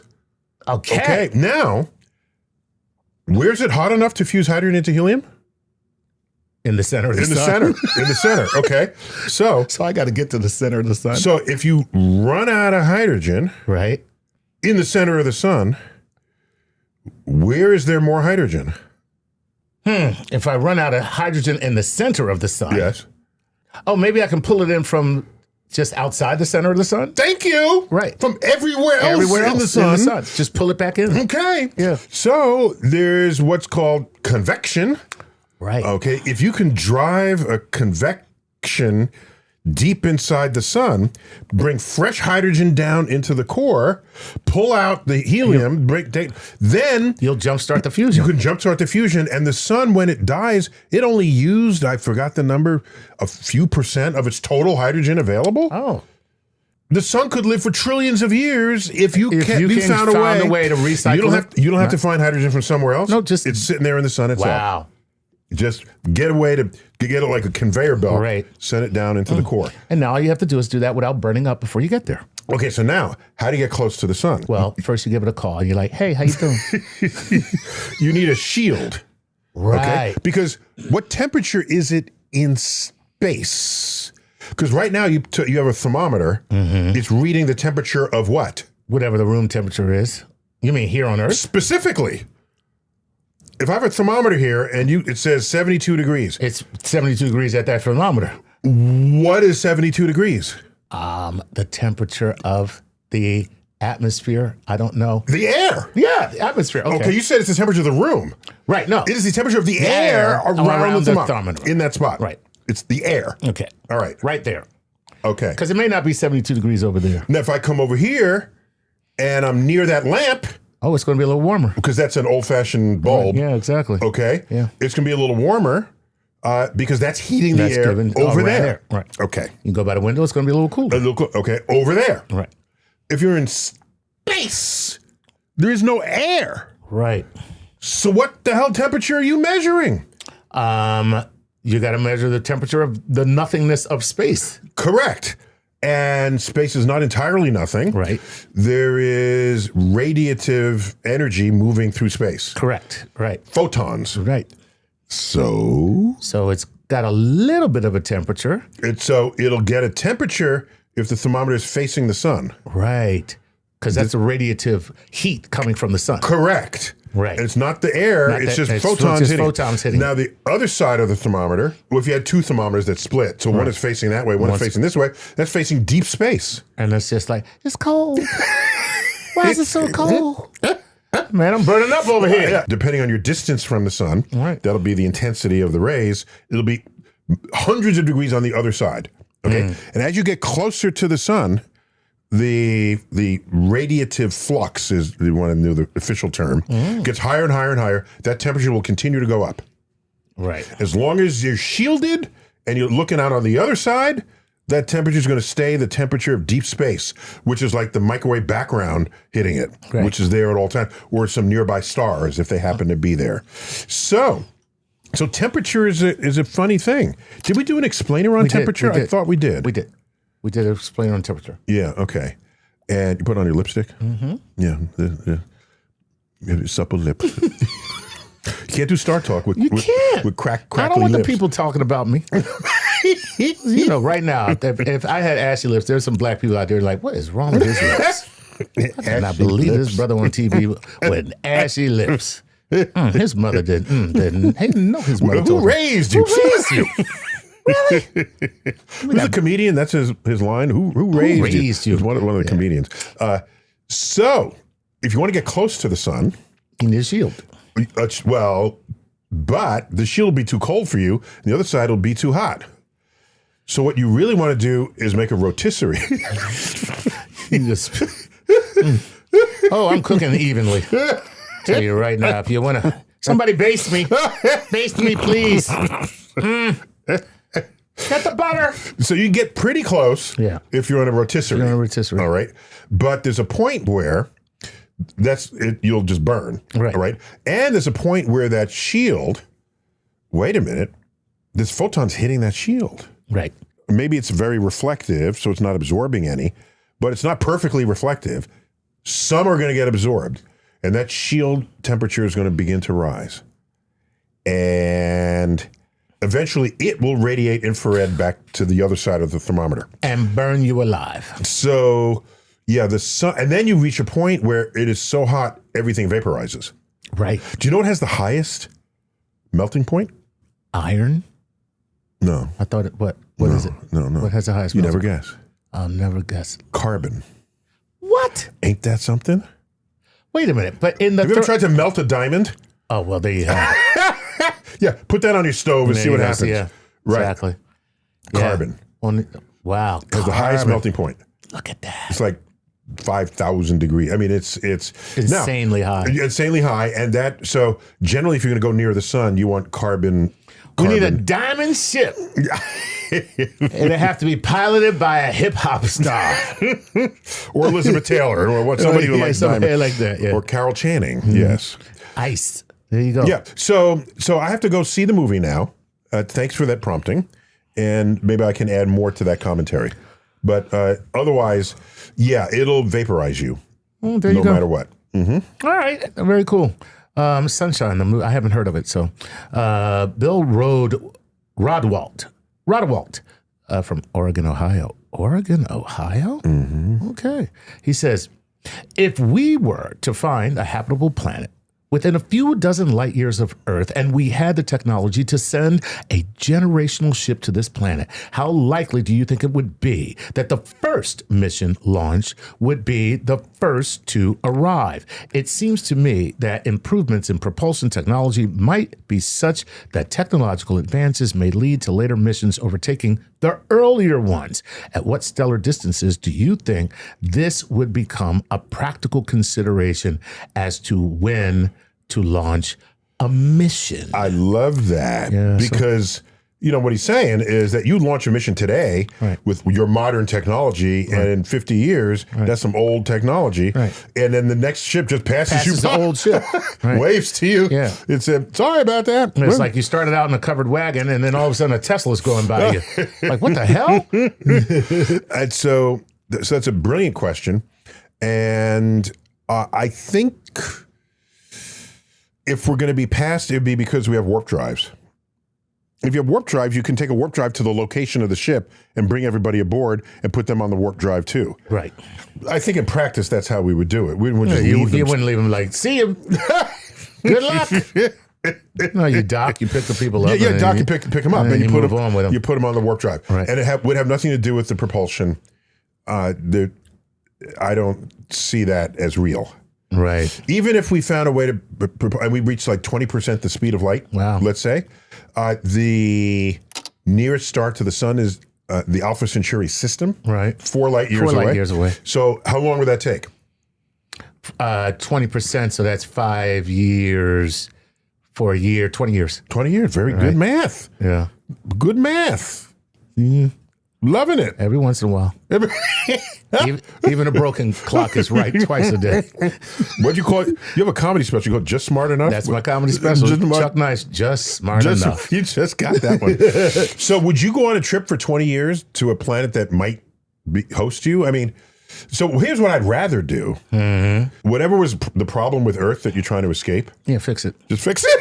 How about that? I'm just saying fix it. Right. And by the way, if that other planet is habitable, it means the atmosphere has oxygen in it. Right. What do you think made the oxygen?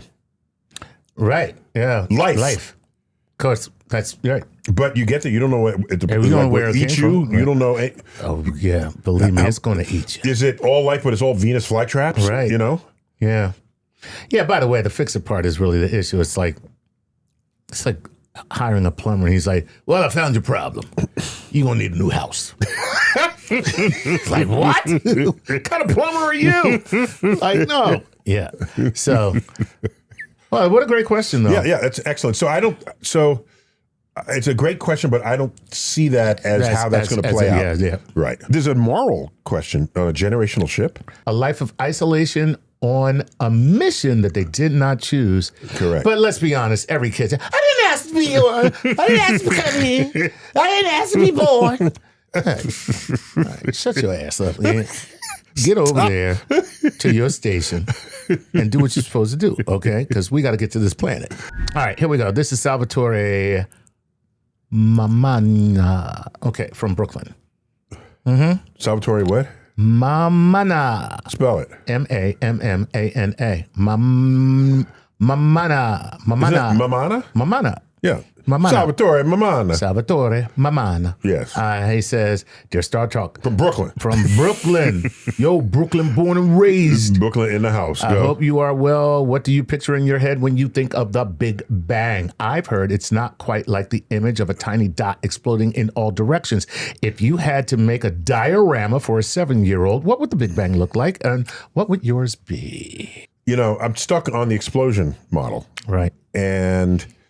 But if you do that, it's exploding within 3-dimensional space. But this is a sort of a 4-dimensional with time as one of the dimensions. So I picture an inflated balloon. That's because that works for me. Right. You got to get rid of one of the dimensions.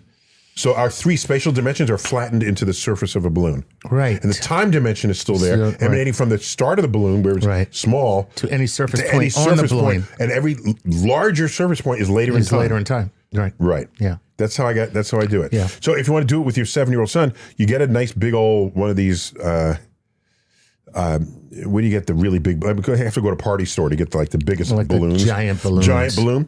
And on the balloon, just draw galaxies on it. Right. And then inflate it, draw galaxies, and then deflate it. And as you inflate it back, you'll see the galaxies spread expand. Spread apart. That's cool. Yeah. Yeah, that's the best way to do it. I think so. Yeah, I like it. All right. Well, thanks, Salvatore. That's a great. Do it with your kid, man, and tell him to give us credit for that A, because we know what you're doing. All right. This is Sotoris DeWitt from Belgium, and Sotori says, hello, Dr. Tyson and Lord Nice. My name is Sotori DeWitt from Belgium. The name is Greek, but not me. As you mentioned before, space gets compressed near mass, and time at faster speed slows down. This I can imagine. But if space and time are connected, does that mean I would get smaller as I go faster? If so, I would be infinitely small at the speed of light. Would I then become light? Is maybe all light matter, but infinitely small and fast? My boy's got some angst there. I'm telling you right now. So first of all, Satori, it's going to be okay. That's number one. There was some panic in that question, wasn't there? Yeah, it's going to be all right, buddy. Okay. The world will be fine. The world's going to be all right. All right. So time slows down for you as others would observe it, but you don't shrink. Right. Your dimensions will be measured to shrink front to back. So you'll get sort of thinner front to back as people measure your speed increasing. All right. They'll also measure your mass increase. They'll measure your time slow down. We have 3 equations that tracks all 3 of those. Okay. All that happens in a black hole. You're going to shrink only because it's compressing you down to a smaller point in space. So deal with it. I mean, that's there's not a way around that. And you're going to be stretched head to toe from tidal forces, but you're going to be squished shoulder to shoulder by the ever shrinking fabric of space and time until you descend into that abyss as a stream of atoms. Have a nice day. There you go. Tell your kids that at bedtime. So, yeah. And Einstein concluded matter can never go at the speed of light. Right. Because you have 0 volume and infinite mass. Right. And time would stop. So if you're going to travel at the speed of light, you have to have 0 mass, like a photon. Like a photon. Right. Yeah.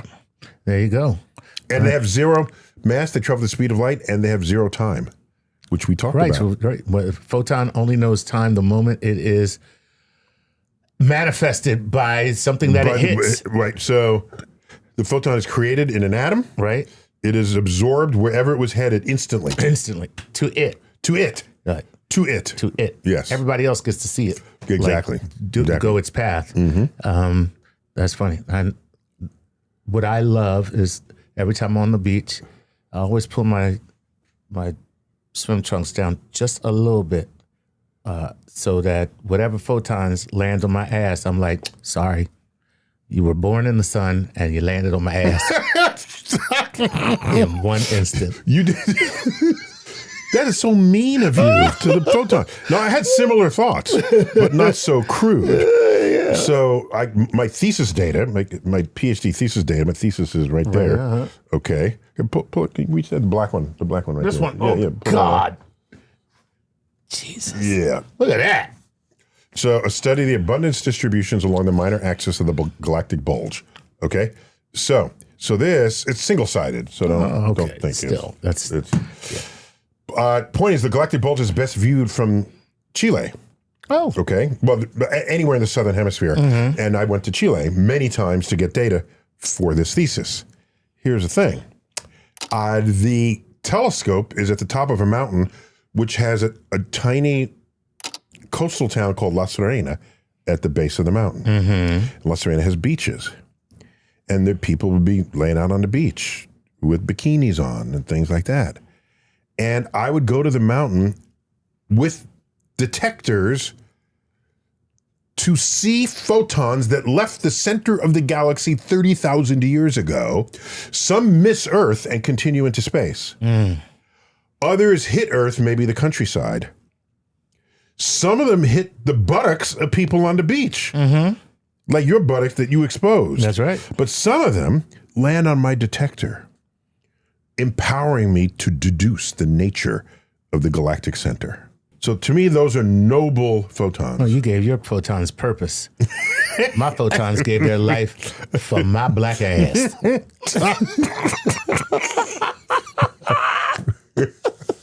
Okay. All right, here we go. I can hear the photons say, what is this? Where did I just land? All right, here we go. All right.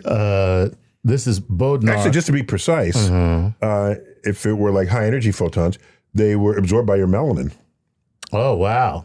Yeah. Well, they were lucky then. It would just grab it right out. Right out. Yes. Snatch it right out of there. That's what melanin is for. Yeah, that's what it's for. Yeah. Mm-hmm. All right. This is Bodnar Marton Janos, who says, from Budapest. You can't possibly have pronounced any of that correctly. No, Bodnar Marton Janos.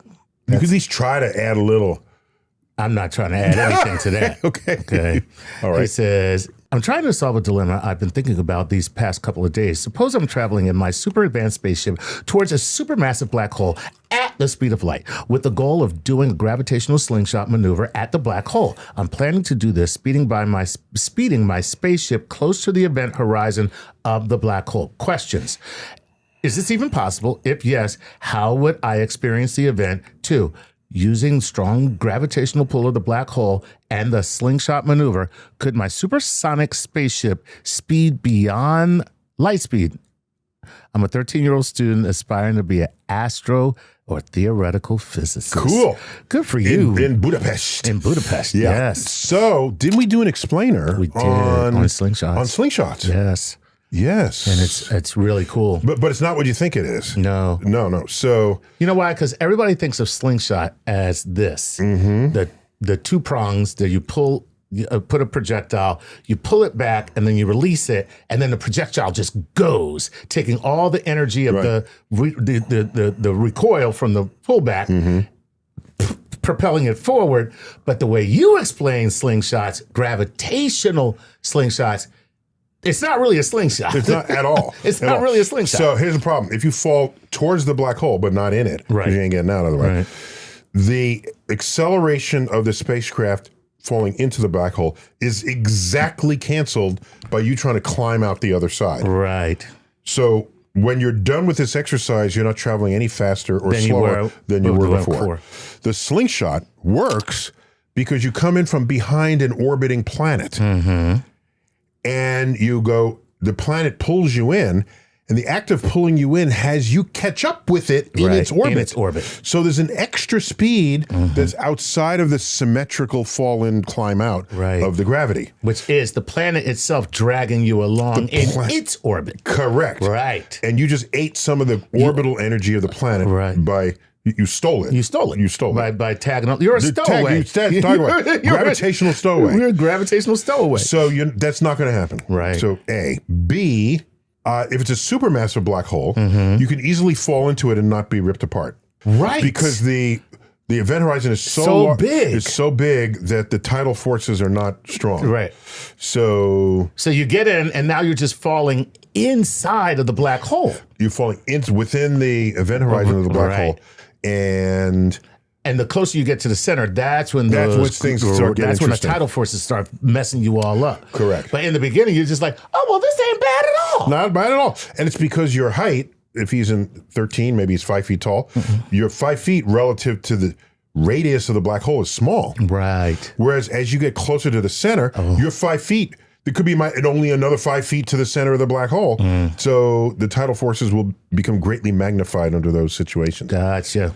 Wow. So, but it's great to see a 13-year-old thinking like this. Yeah. Oh, yeah. How cool. Oh, yeah. How cool. Yeah. Well, good luck to you, man. And, invite us to your graduation. I mean, we're not coming, but invite us. Say, you're in Budapest. Ain't nobody who's paying that kind of money. We'll wish you well. But we'd like to know when you graduate. All right.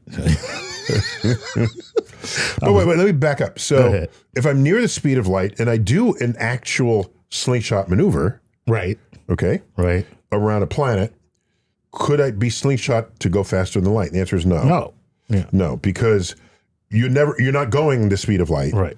Because you're made of material substance which can't go the speed of light. And it's not like the slingshot gives you all the energy and then you just keep it and keep going. You got to climb out of the fall the descent that you made. That's exactly symmetric with it. So what happened was,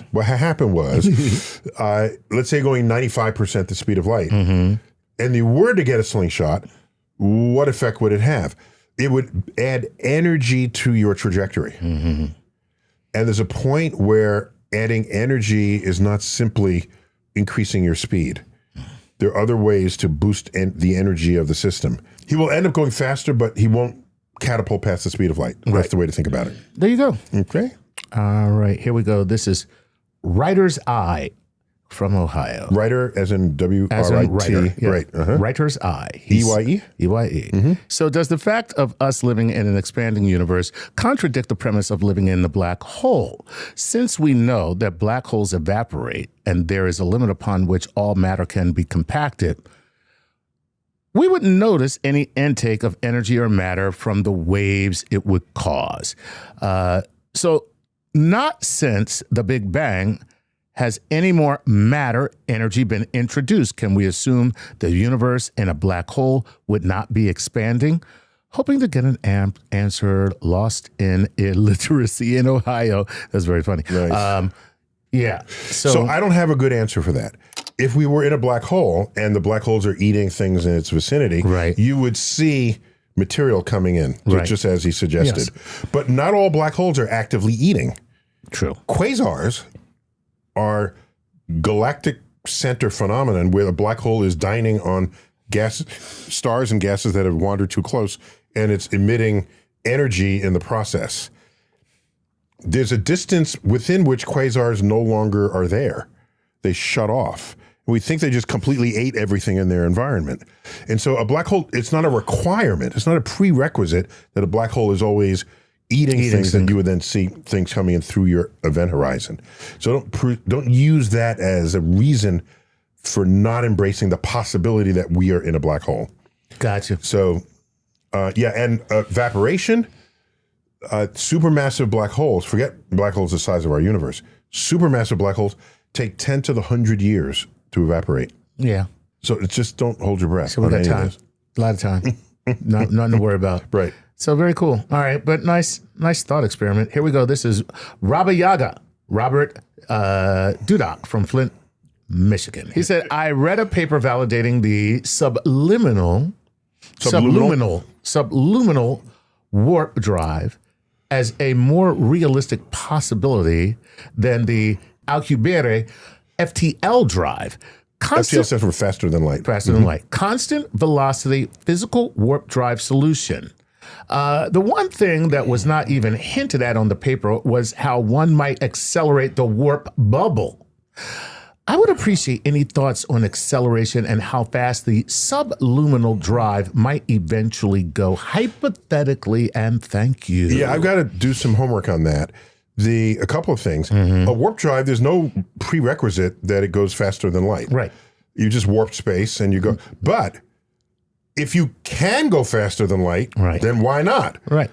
Like, what are you doing? And if you were to go faster than light, this would be the only way you could do it, because you would have to compress the space, because you can't go faster through the space than light. You're stepping through basically the compressed space on the Alcubierre drive. He was a Mexican physicist who came up with this. And so I don't know what the problem is, because the Alcubierre drive is a way to go faster than light, but there's nothing in principle preventing you from just dialing it down. Yeah, just go slower. Right. Exactly. Right? I mean, your car probably goes 130 miles an hour. Guys, take it easy. You know, this part of the galaxy is a speed trap. Red light cameras. So I don't see that as a sticking point at all. Yeah. Yeah, you just dial it down. Yeah. Right. And by the way, even in Star Trek, they have warp 1 through 9. Yeah, but warp factor 1 is the speed of light. That is the speed of light, right? Right, but I never hear them say warp. Oh, it's impulse power or something. Impulse power is less than light speed. Than light, correct. Yeah. Yeah. So, all right, well, there you go. So you just fly on impulse, baby. All right, this is Tyrone Morgan from Hackensack, New Jersey. Joycey, he says, hello, Dr. Tyson, Lord Nice. Tyrone Morgan from Hackensack, New Jersey. Love your show, and here are my inquiries. What if the graviton was not quantum? What if the space-time that we live in is the gravitational field and black holes are the graviton in a higher dimension? Black holes having infinite mass at the singularity might be similar to photons having no mass in the electromagnetic field. Holy moly, bro. Man, you smoking some shit. People. Wow. Oh What would a photon look like to someone whose space-time was the electromagnetic field? I think it's very difficult to see the full picture when you're inside of it. Thank you for everyone for the science that you do, curiosity, the passion, and your discovery. I don't know if I can help this man. This is a wild question. He's got it bad. Yeah, right there. man. The graviton. Okay, so gravitational field and black holes in a higher dimension. Just watch. So wild. So there's electromagnetic force, right, that is propagated by the photon. Right. They go hand in hand. And a photon comes in waves as well. Of course. We have gravitation. Einstein said it's the curvature of space and time. But if it's going to be a force and we're going to describe it in a quantum way, there ought to be a particle that propagates the gravitational field. Right. And we already have the wave that propagates it. We've seen that. That's called it's LIGO discovered. Right, LIGO discovered it. Yeah. Okay, so we got that. So what about the particle counterpart to the wave? We call that a graviton. Just like the photon is a particle counterpart to just the waves, light waves. Light waves, right. Okay? So we have a graviton is the particle counterpart to gravitational waves. But we don't know how to detect that. Right. But it does make sense. It does. Well, if you can turn all of gravitational physics into a quantum solution, right, then that makes sense. Yeah. But if not, it could just confuse things. Yeah, I mean, I'm already confused, so, to be honest. Yeah, so I think it's kind of fanciful to think of black holes as the gravitons of, right. Yeah, that doesn't feel right to me. Because black hole, we already have that described. It's not some mysterious thing that you're finding some other mysterious thing to say that it is. Yeah, and we want to avoid that anyway. You don't want to take this thing that we barely know and to use it to explain this other thing that we don't know at all. Take this thing that we really don't understand and barely know and use it to describe. This is what happens with consciousness. People are saying, let's take the weirdness of quantum physics that nobody understands and use it to explain quantum consciousness, which nobody understands. Exactly. Right. Yeah, that mean, yeah. All right. Well, listen, I like the way you think, though, man. You definitely smoking some good weed. Please send me some. This is Matt D from Oklahoma, who says, "Good day, Dr. Tyson, and a big high five to Lord Nice. My name is Matt Dodd from Oklahoma, and I'm wondering about our bubble universe in the multiverse. If our universe is constantly expanding, does that mean our bubble in the multiverse is growing over time? Who's to say another multiverse bubble would not merge with our own? What would it mean for our universe? And thanks for the insight." Yeah, I worry about that. Yeah. Because quantum physics in the multiverse model is pumping out universes left and right. And each universe has slightly different laws of physics. Right. You don't want to just, hey, let's go visit the Johnsons over in the other universe. Right. If the charge on their electron is different from yours. Right, because now I just exploded. I turned to goo. But you collapse into a pile of glue. glue. That's it. So Damn, I knew I shouldn't have come. you bring something to test it with, like a gerbil or something. So now somebody, I don't know. That would be mean. Maybe not a gerbil. No, gerbils are fine. Yeah, they ain't worth it. I'm not losing any sleep over a gerbil. Okay. Anyway, put that sucker in a habit trail, send them right through. All right. But So that the universe could be made of antimatter, for example. Right, that would be terrible. You toss it a coin and the thing blows up. Right. That would be so cool. And then, of course, you meet yourself, but your other self, you look, has half of it is black and the other half is white. It's like what episode from Star Trek? The antimatter guy. That was very cool. No, they'll have a goatee. Yes, exactly. And a black hat, that's the evil man. Somebody, I don't know where I saw this or heard, because I don't think I read it, saying that, is there a possibility that dark energy or dark matter is another bubble universe colliding with ours, and that's why it doesn't interact, it's just passing through? Yeah, I'm a fan of that kind of thinking. Oh, okay. Yeah. That's even though it involves a higher dimension, it's kind of simpler than other explanations. It makes sense too. Yeah. It's like, this thing is just passing through us, but it doesn't interact because it's like a sphere passing through two dimensions. Right. It's a dot, then a circle that gets bigger and bigger, then it gets smaller and smaller again, then disappears from your universe. So I'm partial to those explanations, even while knowing they're probably not correct. Right. Fun to think about. All right. This is Sweet Heat 223 from Dallas, Texas. Sweet what? Sweet Heat 223, better known as Sterling from Dallas, Texas. Sterling, all right. He says, "Hi, Dr. Tyson and Chuck Nice." Sterling was not a cool enough badass name. Yeah, he had to go with Sweet Heat. Or she. Sweet Heat. All right. Sterling, that's a boy name. Sterling's a boy name? Yeah. Okay, so Sterling from Dallas, Texas. He said, "If we could travel via warp drive, is it possible that speed to bypass the spaghettification process when entering a black hole to reach its singularity?" So, could you warp into a black hole and then bypass the singularity because you're going so much faster than the speed of light itself? So you've warped through the black hole. So technically, you don't need an escape velocity to get out of the black hole because you're warping through it. It's a wild proposition. Are these two black holes? No. Just you. This is you in the black hole. Yeah, I'm not feeling it. Yeah, not feel. It's an intriguing idea. It is. And like, can you bypass the rules? The whole rules. Yeah. The No boundary spaghettification. rules. Right. None of the supergravity. There are black holes that you can fall in and not go to the center. Right. They're like rotating black holes, and there are other configurations you can imagine. But yeah, no, I'm not feeling it. Okay. All right. Yeah. Chuck, got a few more minutes. Okay, let's see what we can do. Okay. This is Patrick Laverdiere, who says, in video games, when you walk into a complex area, the frame rate drops because the system is rendering more data. If our universe were a simulation, could gravity be doing something similar, slowing down time because the cosmic engine is processing more information? I like that.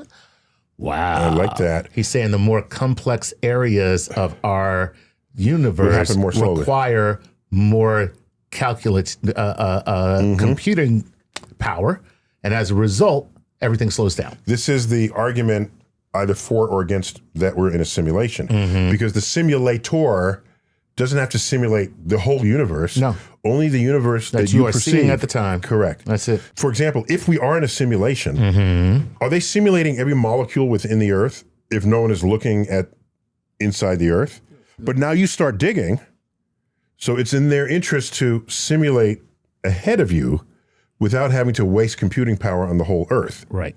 And so that's just an intriguing scenario. Yeah. Yeah. I mean, it makes sense. If you are in a simulation, Right. why would you waste all the computing power necessary to create the stuff that's never even being seen? That's correct. You know, right. All right. So this is Merwahi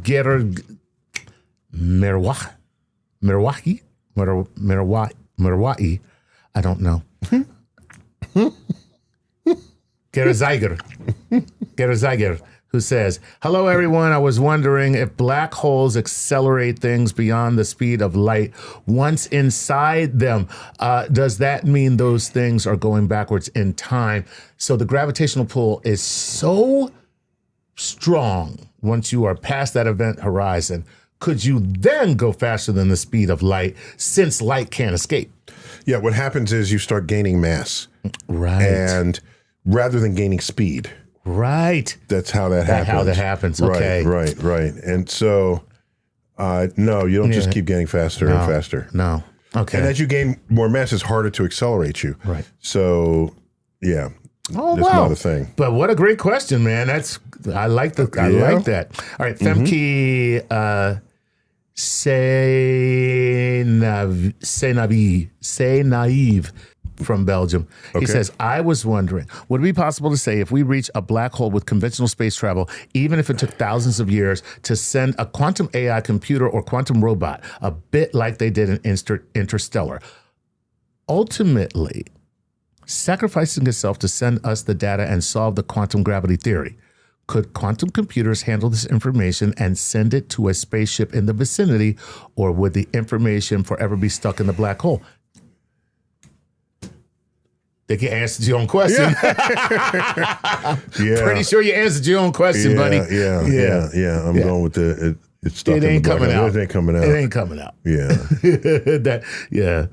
I mean, there's the Hawking radiation, but it pulls it out as a striptease, right? One molecule, one atom here, one particle there. Right.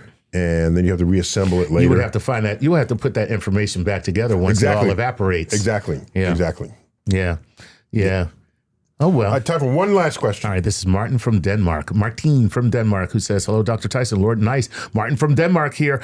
I think there's something undiscovered around the perception of time and the speed of light. If we humans were to travel at the speed of light, we say no matter the distance, it will feel like an instant when arriving at the destination. But since we also discovered that we can accelerate particles faster than the speed of light, when did we discover that?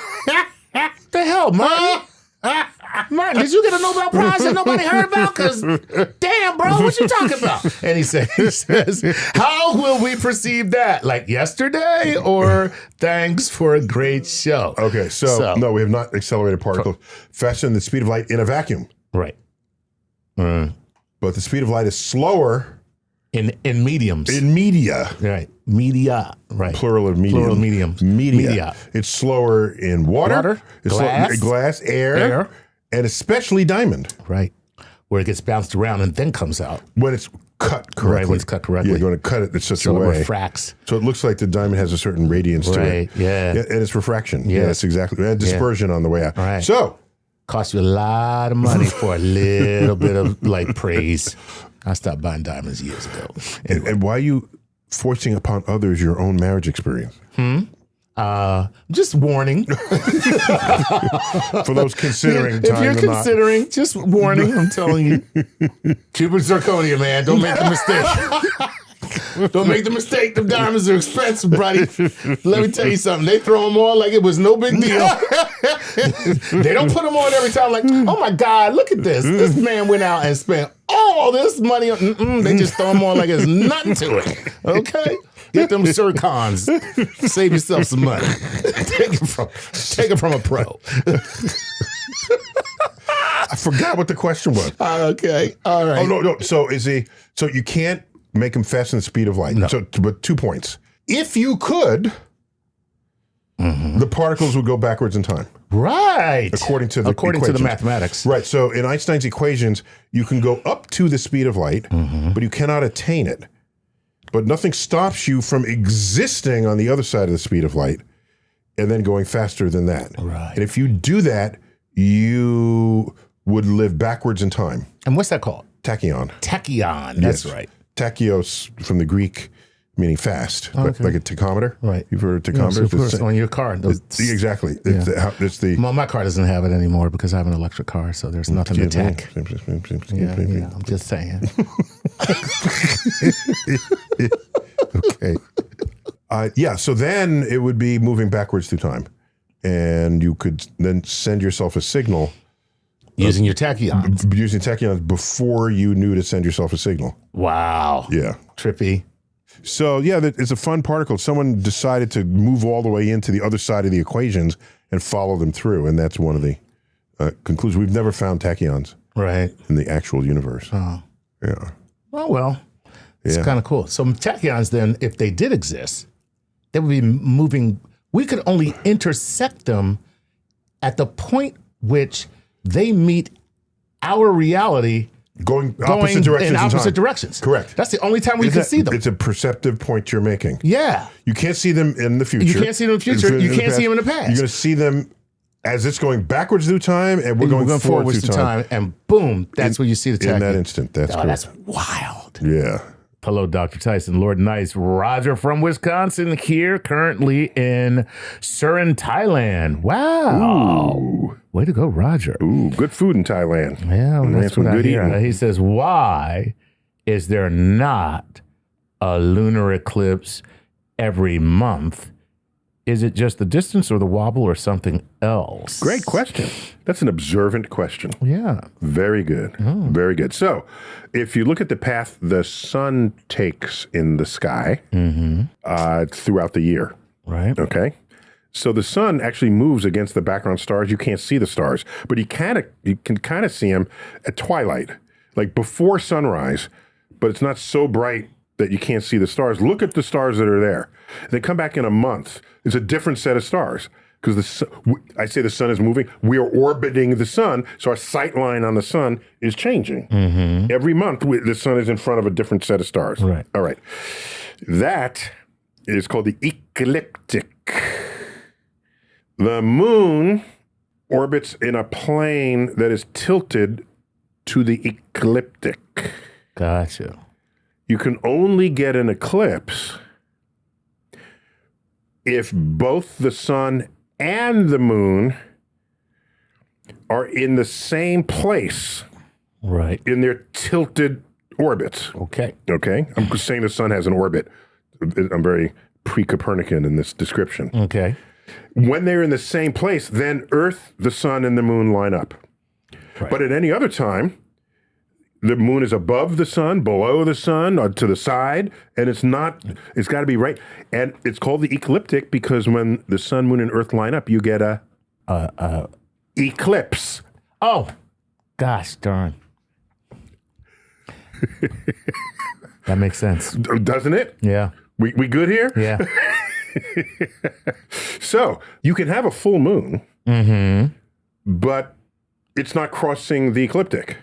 Okay. So it's not going to enter our shadow. Right. You can have a new moon and it's not crossing the ecliptic, and so it's not going to pass in front of the sun. You need a new moon or a full moon coinciding with when they cross the ecliptic. Right. And so that doesn't happen every month. Right. Not every month. And in Dune, was it Dune? Okay. Where there were eclipses every day. There's something getting eclipsed all the time. I don't know which. So it was not even interesting anymore because it was kind of a daily phenomenon. Yeah. It's like a sunrise at that point. Sunrise, yeah. It's still fun, but it's not. You're not going to plan your life around observing it. Right. That's the simple reason. So if the two were aligned, we would have a. If they were always in the same plane, it would happen that way. Every month we'd have a total solar eclipse and a lunar. And the difference is, not that this was in the question, a solar eclipse, you have to be on the spot on Earth where moon shadow drags across Earth's surface. And if you're not in that spot, you're not going to see the eclipse. Right. Whereas in a lunar eclipse, the moon is entering Earth's shadow in space. Right. Anybody who can see the full moon will watch it enter Earth's shadow. The entire half of the Earth that faces the moon will see a lunar eclipse. Lunar eclipses are last I remember, it's slightly less common than solar eclipses, but everybody gets to see it. Oh, that's cool. You don't have to travel. You don't have to go anywhere. Very kind of the universe. Yeah, it is. It is. Very cool, Roger. Yeah, that's the only reason. Eliseo says. What? Spell it. Elyssiel. Okay, I don't know what you do with that. I'm going with Eliseo. This is a one-name person like Cher, like Madonna? Yes, exactly. Okay. Yeah, but it's like the more difficult version. See, Cher, Madonna, Eliseo. Salutations from Newcastle, Australia. Love them. Which, if it is the case that a black hole explodes at the end of its life, would that explosion contain all the energy the black hole ever sucked in, or has all that energy already escaped via Hawking radiation? And I wonder if the Big Bang could have possibly been an exploding black hole of such mass that the event horizon was larger than our observable universe. And the universe, as we know it, is now stretching out to fill the void left by the universally large black hole. Perhaps beyond is a far larger, far older galaxy that is pulling on the mass of our observable universe at great enough distance.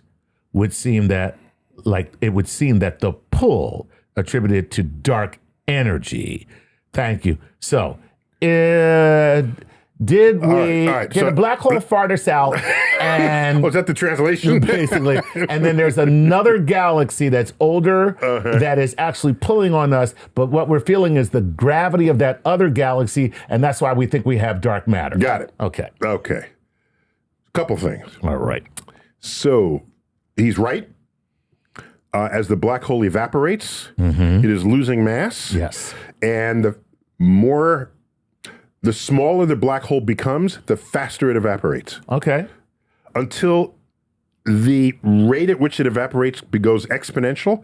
And in Stephen Hawking's original paper where he describes this, he says the very last gasp of the black hole will be of such high energy, it'll be a burst of gamma rays. Gamma rays. Because the wavelength of light is the size of the black hole emitting it.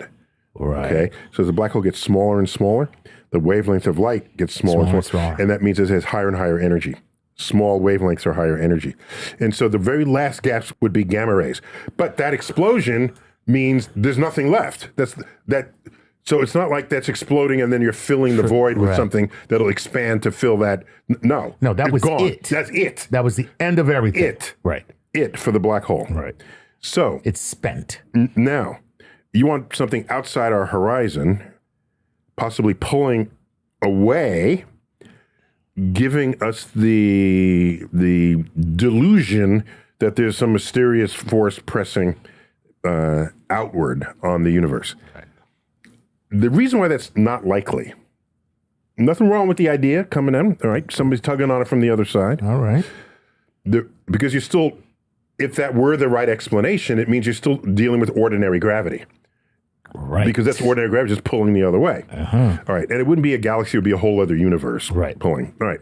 The reason why it's probably not true is the dark energy is greatest the larger the region of space that you're describing. So it's not obvious to me why an external force of gravity would manifest that way here. Right. So what you're saying is there are regions where it's greater than in other regions? Well, it depends on how big is the region that you carve. Right. That's all. So it's a property of the vacuum. Okay. So the more vacuum you have, the more of this you have. Okay. That's how you think about it. So that's how I should have said it. Yeah. Okay. So the more, right. All right. So as the universe gets bigger, this phenomenon is more significant. Right. Whereas if there's just something else pulling on the other side and we got bigger, the gravity would be less and less because we're getting farther and farther. Yeah. Right. So any and all ideas accepted, or considered, because we don't know what the hell dark energy is. And, that's what makes it so much fun that LECL can say this, because what I love is when our listeners think. Yeah. And real thinking. Come up with these ideas. And it's real thinking. It's real thinking. It's scientifically based. It's really cool. Yeah. Yeah. All right. But the answer is no. Yeah, okay. All right. All right, here we go. This is Paradox. Another one-name person. Just Paradox. Paradox. Yeah. There's a wine called Paradox, but it has ducks on it. Paradox? Paradox. Yeah, I think it's a play on that. That's very funny. Yeah. I kind of, at first I was just like, man, I'm like, wait a minute, that's kind of cool.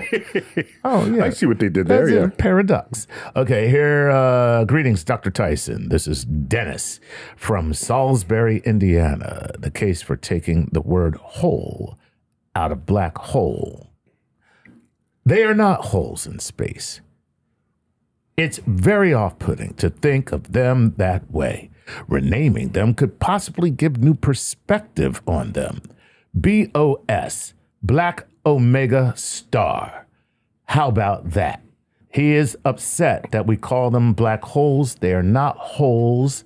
And so the Black Omega Star, which sounds like a new Marvel character. So now I forgot the question. Could we rename it? I'm not one to debate word definitions. Okay. I'm not that guy. I'm not that guy. I see. Good words are good words. If you have a good reason to think it should be different, I'll hear you out. But see, don't they call it a black hole? Because when you look at it through a telescope, first of all, you see all the light of the universe. Forget the light. They call it a black hole because you fall in, you fall in. Oh, that's true. You are falling in. You're falling in. The difference is when we think of holes, we think of a two-dimensional surface and you fall through the hole. Right. This is a three-dimensional hole. Any direction you approach it, you fall in. It's a hole. Right. So that's a little freaky. Yeah. But and by the way, when you fall in every direction then. Every direction. Because you're falling into a three-dimensional hole. Yes. So you got to be falling in every direction at the same time if you are falling in from any direction, right? When you get inside of it. I don't know what you just said. Neither do I. Who cares? Okay. It just makes sense that you're falling in every direction at the same time. So it's a little odd that it's a hole in every direction, but so it's a three-dimensional hole. I mean, that's what it is. And light doesn't come out, so it's black. I think it's the best named thing there ever was. Okay, well, that ends this conversation. Well, there you go. Sorry about that, No, Dennis. but just think about it, because the word galaxy, you know what that comes from? No. It's Greek. Greek for galactose. Galactose. You know what galactose means? Let me see. He's the arch nemesis of Black Omega Star. No, go galactose is milk. The Milky Way. This is how you get that. Oh, that makes sense. It's poetic and romantic, but it's still, you have to go there. You got to construct what's going on. Right. And in China, where milk is a less popular beverage than in Europe, they don't call it the Milky Way. They call it the Silver River. Oh, that's lovely. That's way beautiful. For me, that's better. That's even better. That's better. Sorry, Greeks. And by the way, we found a sugar in milk, a couple of sugars in milk. One of them, we called it galactose. Okay. That's one of the sugars. And the other one is lactose. Right. Lactose, galactose. All because of the galaxy. Right. That's cool. Crossing our sky. Anyhow, so I think black hole is good, but Black Omega Star, that's kind of, it's the movie that was never written. That's kind of wild, man. I kind of dig it. Okay. All right. Well, there you go, Dennis. We get a phone call from some Hollywood director. Exactly. We got to make this movie. We got to, yes, Black Omega Star. Radioactive afro. All right. All right, here we go. Sam, I'm sorry. Oh, man. I'm thinking about Black Omega Star coming home from work and just, this woman is just like, where you been? Oh, you got time to be out there saving the universe, but you can't be in here taking care of these kids. Black Omega Star. This is the home life. Exactly. The home life of a superhero. Need to get your ass over there to them Black Omega dishes. That's what you need to do. All right, here we go.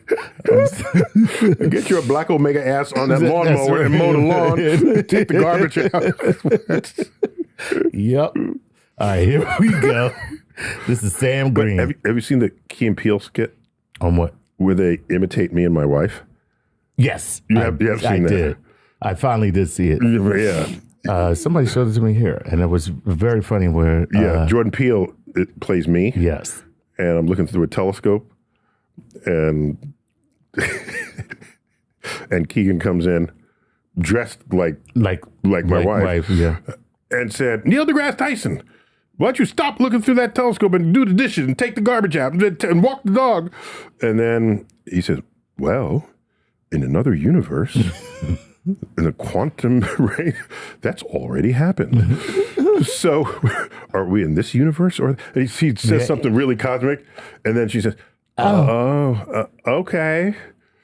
So when I first met them, it was at the Emmys, because during one of our nominations when we had when StarTalk was on Nat Geo, okay, and we were nominated for an Emmy 3 times. Very nice. They were there, and so I went up to him and said, "Dude, my wife has a PhD in mathematical physics, so the conversation would not have gone down that way." Yeah, and then that's when Jordan Peele went, well, actually. All right, this is Sam Green. He says, hi, Dr. Tyson, Lord Nice. Sam here, living on Tulsa time. Tulsa. That's right. Tulsa, Oklahoma. I rode in there's a river there in Tulsa. Did not. I rode there. Never been an annual festival. Never been. Yeah, when I was rode for the University of Texas. Oh, very nice. Yeah, beautiful town. Okay. That town has these big praying hands, I think. They need it.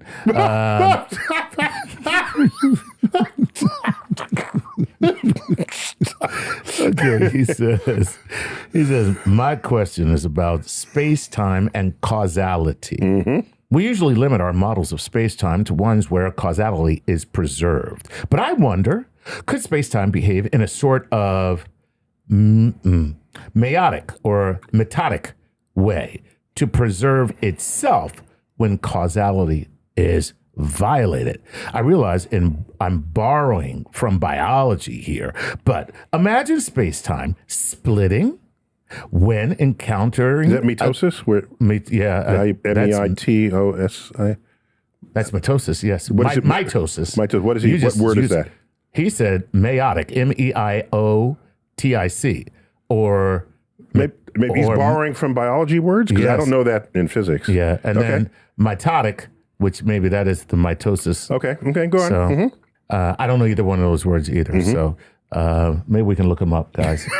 Because, maybe I'm not even saying them right, to be honest. Who knows? I don't know. People cut you slack every time now. Well, listen, it's an honor to have me mispronounce your name or a word. All right, that's you keep telling yourself that. He's like, "Come on, man, you don't mess. Let that happen." All right, let's get back to him. He says, "I'm realizing I'm borrowing from biology here, but imagine space-time splitting when encountering a causal mass or replicating to contain a causal characteristics. Could such a mechanism causal as in not causal. Not causal. Mm-hmm. A as in not. Mm-hmm. Could such a mechanism be a way the universe maintains consistency? I like that idea. So the only way you're going to mess up causality is if you go back in time. Right. And Rich Gott wrote a whole, he's a friend of StarTalk. Yes. In fact, he's a co-author of mine. Oh, cool. We co-authored a book together called Welcome to the Universe. Very nice. It was based on a course that we co-taught together at Princeton, along with Michael Strauss, so the 3 of us. Okay. So it's Tyson, Strauss, Gott, G-O-T-T. Nice. I want to find that. And there are like 4 versions of the book.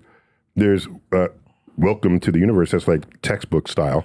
Then there's a brief Welcome to the Universe. That's like a pocket, sorry. And then there's Welcome to the Universe in 3D. Well, you guys really milked that thing, man. I'm telling you. Way to ride a horse. All with Princeton University Press. So Rich Scott wrote a book called Time Travel in Einstein's Universe. Right. And there turns out there are solutions if you take a certain path around a black hole or a pair of black holes and then come back, you can come back before you left. Oh. There's a solution that I don't know how to calculate. Okay. But people who are fluent in this do. But we don't have to worry about the details of that. What we care about is the idea of it. Right. All right. Is the universe going to get angry if you manage to go back in time? Mm-hmm. Then tell yourself to not go back in time. Right. How do you square that? That would be the most awesome thing. I could see why the universe could get mad at that. Right. So does the universe split? I mean, that's kind of what he's hinting Yeah, that's here. what he's saying. Because at that point, what you have done, because you already... Because you can't let that go. You already went. Right. So when you come back and don't go again, what happened to the wind? See? Because you already went. That's Right. how you got back. Right. But in the movies, what happens is you always end up doing something else that puts you right back where you got to go. Or you disappear from the photo. Right. Right. That's Stephen Hawking has something called the time travel conjecture. okay. He thought that one day we would find a law of nature that explicitly says you cannot go backwards in time. Okay. And so as a conjecture, he's imagining that one day we will make such a discovery. You know what he did? He had a time travel party. Did you know about this? I did not. He or his people hosted a party at Caltech, and the announcement was made to all time travelers, come back in time and meet us here, and we will greet you. And nobody showed up. nobody showed Yeah. That's funny. So another one, you know, the one about the Titanic in the TV series Time Tunnel. I don't know that. It had the same producer. So it was a couple of shows that had the same kind of Land of the Giants, Time Tunnel. There was like 1 hour TV shows, prime time, that were science fiction-y. Okay. And Time Tunnel, the very first episode, they go back in time, and they're kind of lost in time. That's the show. They try to come back, and they can't. They land up in another place. Oh, okay. So where's the first place they went? The Titanic. It was the Titanic. Well, that was the end of the series. Oh, well, that was nice while it lasted. And so then the reveal is there as he's walking on the deck. Then he sees the lifesaver. And it says USS Titanic. Yeah. Well, no, it's not U.S. It's that's right, because it's not the U.S. It's British. British, right. Yeah, but I don't know. SS Titanic. SS Yeah. Titanic. It's been hypothesized because everyone is so intrigued by the Titanic and that story, Right. that the day time travel actually gets invented, everyone wants to go back to the Titanic, and that's why it sank. Yeah, well, There wasn't enough boats for everybody because they're all time travelers. I don't want to go back to the Titanic. I want to go back to a rowboat. A rowboat? That's sitting off to the side of the Titanic, and eating some popcorn, wow, that is messed up. Look at that. You know? Who knows how that would get resolved? Either you can't go back in time, or if you do, the universe splits and prevents you from altering one of the timelines. One of the timelines, Right. correct. And and we're not there yet. Right. But it's a great question. Yeah. Okay. That's super cool. Parker Mann says, hello, Dr. Tyson and Sir Charles. This is Parker Mann, retired geophysicist in Ventura, California. Now looking up instead of down. Oh, Nice. Tell me the name again. This is Parker Mann. Parker Mann. Yeah. Shout out to you. Yeah. All right. And by the way, we need more geologists to look up than down so that they will understand that it's one of our asteroids that took out the dinosaurs. Mm-hmm. Okay. Mm-hmm. So we got a whole lot of down-looking paleontologists out there. All right. I don't want to loop you in with the paleontologist, but Earth is your place. But yeah. All right. He says, I recently saw a video in which Dr. Tyson said that Jupiter's orbit allows it to partially protect the Earth from asteroid impacts. Mm-hmm. If it were further out, would it protect Mars and closer in protect Venus? Can you elaborate on why Jupiter differentially protects planets based on its orbit? Thank you. Good question. Yeah, well. Nice question. So we say protects Earth because we don't care if it protects Venus. Anybody else. But the truth is it's protecting everybody. It's protecting everybody within its orbit. Within its orbit because what would happen is it's like a lineman. A comet would come by and you cannot escape the gravity of Jupiter. Gravity of Jupiter. I should say that more precisely. Go ahead. You cannot come in and out of the solar system without having felt the influence of Jupiter. Nice. Okay? Because the word escape has very precise meaning. That's true. And I don't want to say it that way. Gotcha. So Jupiter's protecting Mercury, Venus, Earth, and Mars. Yeah. Period. So a comet comes in, it feels Jupiter, and then it swings out the other side. Right. It never even comes in. Never even comes in to come towards us. Correct. Right. So, plus, the distances between and among the planets is exponential. In units of the Earth-Sun distance, Mercury is 0.4, Venus is 0.7, Earth is 1. Right. One distance, okay? Of course it would be. Mars is 2.5. Oh. Jupiter is 5. Oh. Saturn is 10. Oh. Uranus is 20. Neptune is 30. Okay. but the distance was getting really big, really very big, fast. very That's fast, the point of this lame exercise I'm trying to lay down.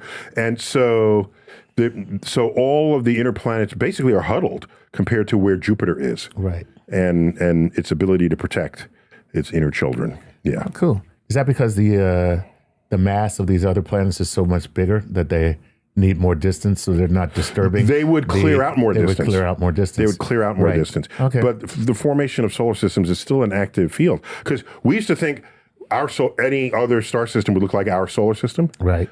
That's the first assumption. Mm-hmm. And none of them. Wow, that's so Some cool. of them have Jupiters as close as Mercury is. Oh. They call hot Jupiters. That's cool. Yeah. How you doing? I'm hot Jupiter. What's up, Saturn? That girl is ratchet, I'm telling you right now. All right, that's super If you cool. want it, put a ring on it. All right, Parker Mann, what a great question. Here we go. Freddie Abden.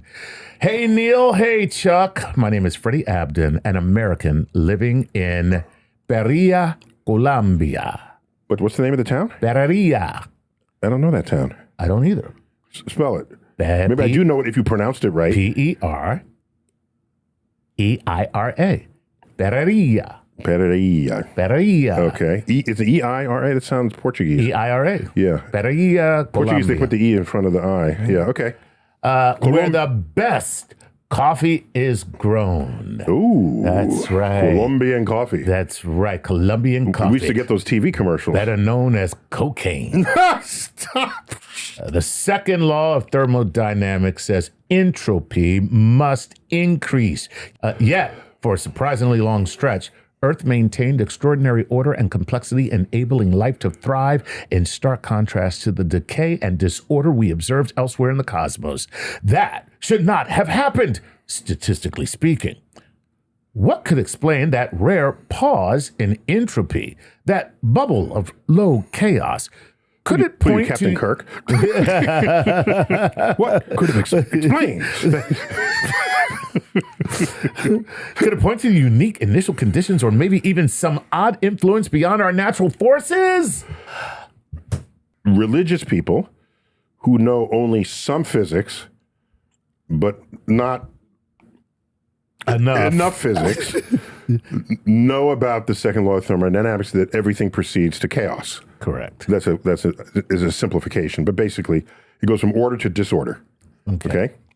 And Earth goes from disorder to now we have like life. We can't get more complicated than life. Right. So they wanted to invoke that as a reason for not that physics didn't work, but that the hand of God intervened here, reversing what would otherwise be the trend that we see everywhere else in the universe. So it was not a statement of physics not working. It's a statement of the handiwork of God. And what is a miracle if not the suspension of the laws of physics? The proper way to say the second law of thermodynamics is for any closed system, the system will move to disorder. Right. Inexorably. We're not a closed system. We're open to the universe. We're open to sunlight. Right. We're bathed in sunlight. That is energy entering our system. Okay? Right. So if you have net energy flow into a system, then it's not a closed system. All right. So now, but you got to rob Peter to pay Paul. If our entropy is going down, life is lower entropy than what was there before, somebody's entropy had to go up. Really? The sun. Oh, the sun is dying. Yes, it is. So that we might have life. A different kind of sun. Giving up life that we might live. Oh, I see what you did there. You see what I did there? I see what you did there. So the sun will die. Right. And then when the sun dies, nothing is bolstered after that. Right. And then the whole system goes to entropy. Yeah. Look at that. Now, a quick little aside, in our whole of the universe, we have a completely enclosed sphere, glass sphere, that has water and 3 life forms in it. Why would you do that? That's terrible. That is just awful. Okay. Yes, they're sealed in this cavity. Oh my God. All right. And so we have 3 life forms. There's krill, like really tiny krill. Like the little shrimpy things. Little shrimpy things. Yeah. We have snails. Okay. And we have something like kelp. Like an underwater like a plant. Planty thing. Plant. That creates a complete ecosystem. Okay.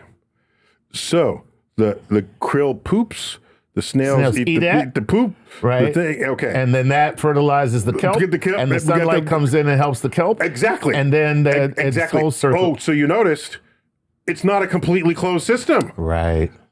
Because it's made of transparent glass. Right. So sunlight gets in. Okay, so now, here's the story. When we were building the Rose Center for Earth and Space in the year 1999, because we opened January 1st, 2000, there was a lot of construction dust. They finally moved that into place. And there's construction dust. So the construction people said, we clearly have to protect this sphere of glass. Up came the tarp. Poor Snaily. No, well, the plant. Yeah, I mean, so fortunately, clearer heads caught it. I mean, you can't blame the construction workers. I mean, they're not astrobiologists, okay? They weren't looking at that like, guys, I know it looks like a closed system, but it isn't, okay? We got a lot of sunlight in. We need photosynthesis for the kelp. And the 2 life forms actually they're all 3 life forms and they're dependent upon each other. So, yeah.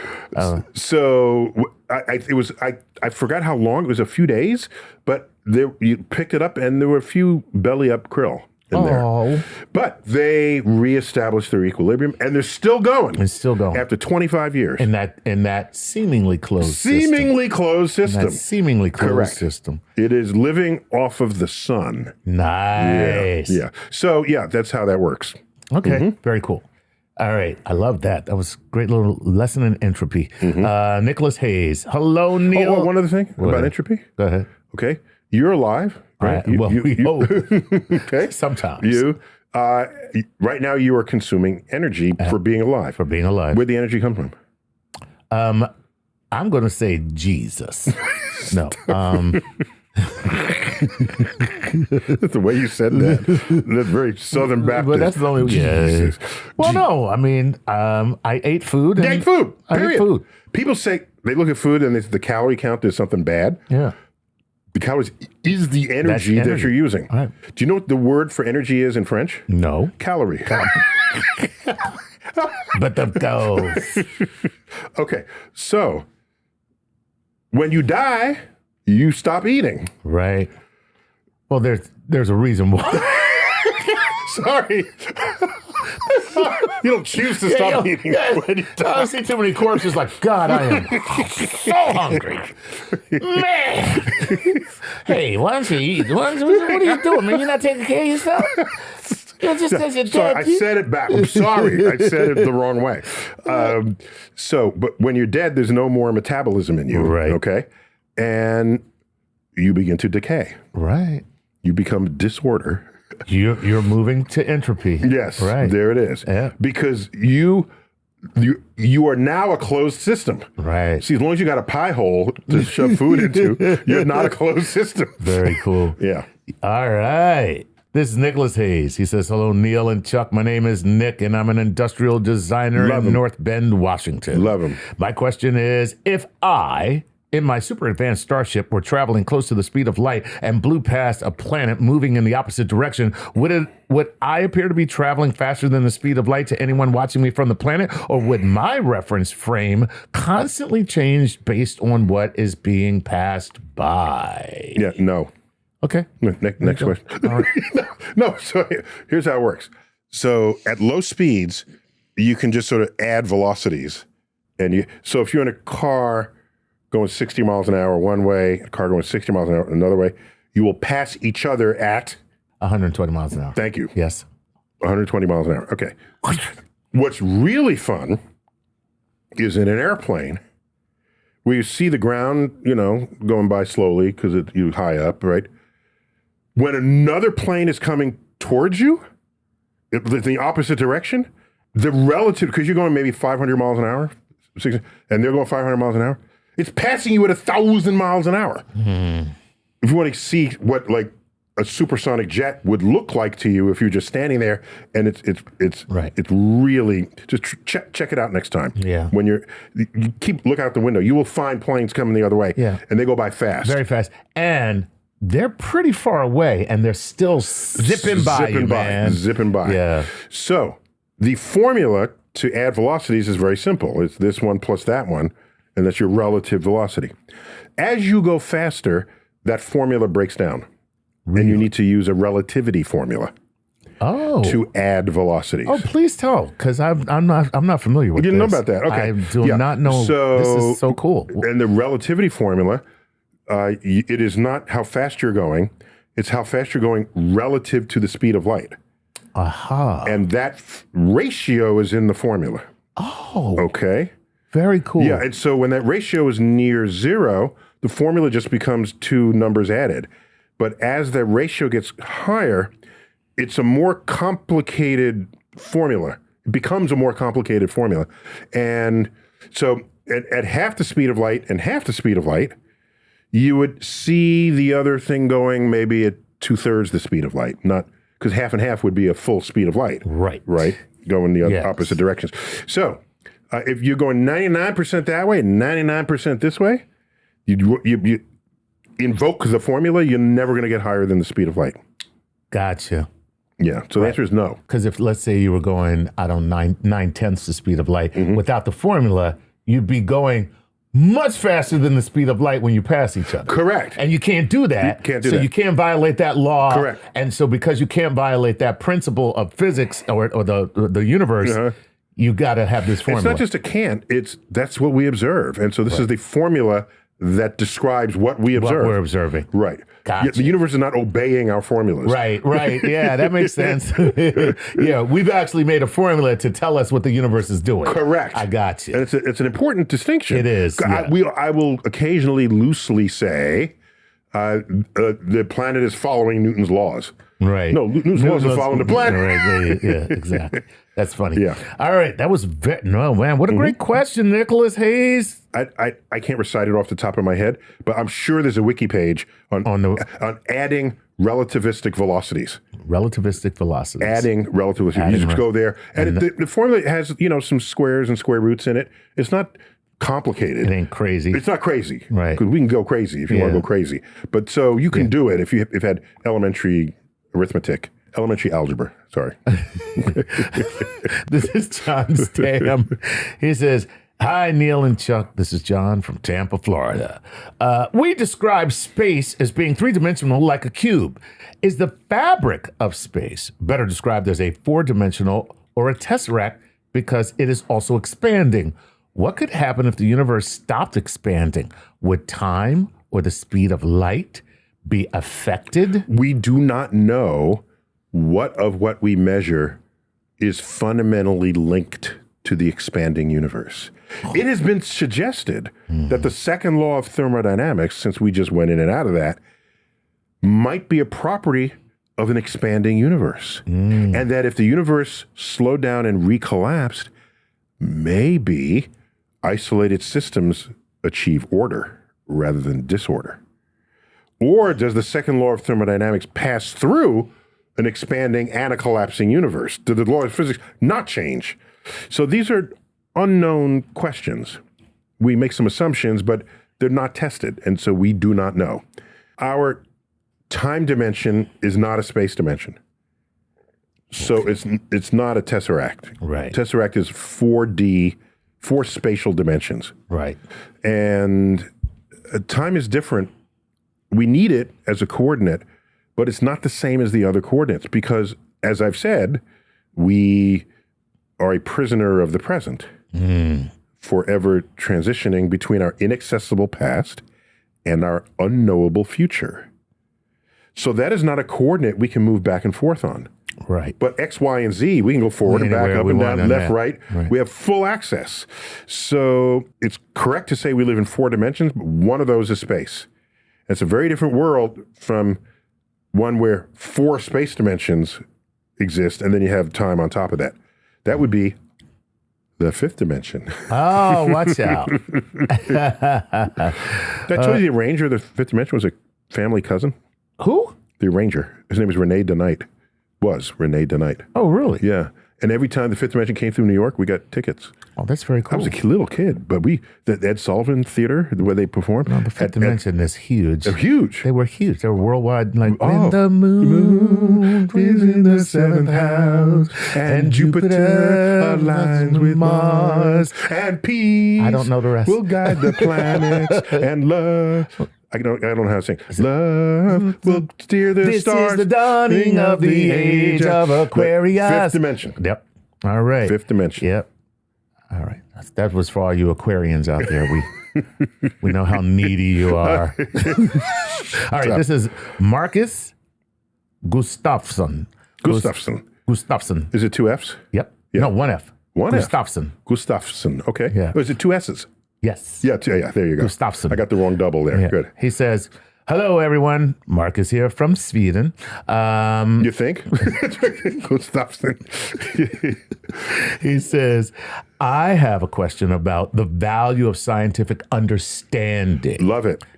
Love it. I've always valued gaining knowledge about the universe after following StarTalk for years and reading books on the subject that I find my life has gained something for doing so. But I have a difficult... Notice he didn't say he read my books. No. He just said he read books.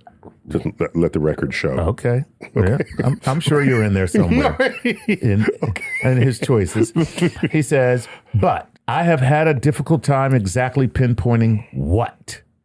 I believe I have gained scientific literacy, which comes with a different perspective on how to know what is true and the value of quantifying my ignorance, as well as getting humbled. What would you say are some more important things a person gains from scientific understanding, aside from knowledge alone?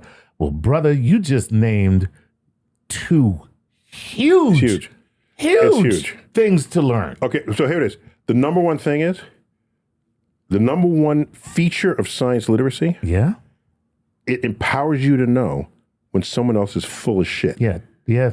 Yeah. It's empowerment. If someone says, "Oh, I have these crystals, rub them," and if you understand crystals and you understand medicine, you understand, you're not going to buy the crystal from the person. Right. All right. You are a victim of charlatans, which implies the person selling to you knows better, or you're the victim of other people who themselves are victims. Mm-hmm. So he wants more out of this. Ain't that enough? Yeah, I mean, and by the way, quantifying your ignorance is a huge self-awareness that most people never ever where get. I thought he was going with the question was, what? There are things that we can measure but don't understand. Okay. We measure dark matter. Right. We don't know what's causing it. We measure dark energy. Right. We don't know what's causing it. Right. We know we're alive. We don't know how we got from organic molecules to self-replicating life. Right. We don't know. Just because you can measure it doesn't mean you understand it. In fact, my favorite example here is once telescopes and cameras once film became sensitive enough to, if you look at any old photo, like from the 1920s, 1930s, somebody's blurred in it. Because the camera wasn't sensitive enough to light. Yeah. The film wasn't sensitive enough. And you need long exposures for everything. And they say, hold the position. Right. Okay. And there's always especially if it's a kid in a family photo, the kid is blurred. Right. It was very hard to get astro-worthy photographs because the image is very dim. When we did, we knew that when you take the starlight and pass it through a prism, you get important information about the light. Chemical composition. Well, there's features in the light. We didn't know. There's features in the light. There are bright lines and dark lines. It's a spectrum.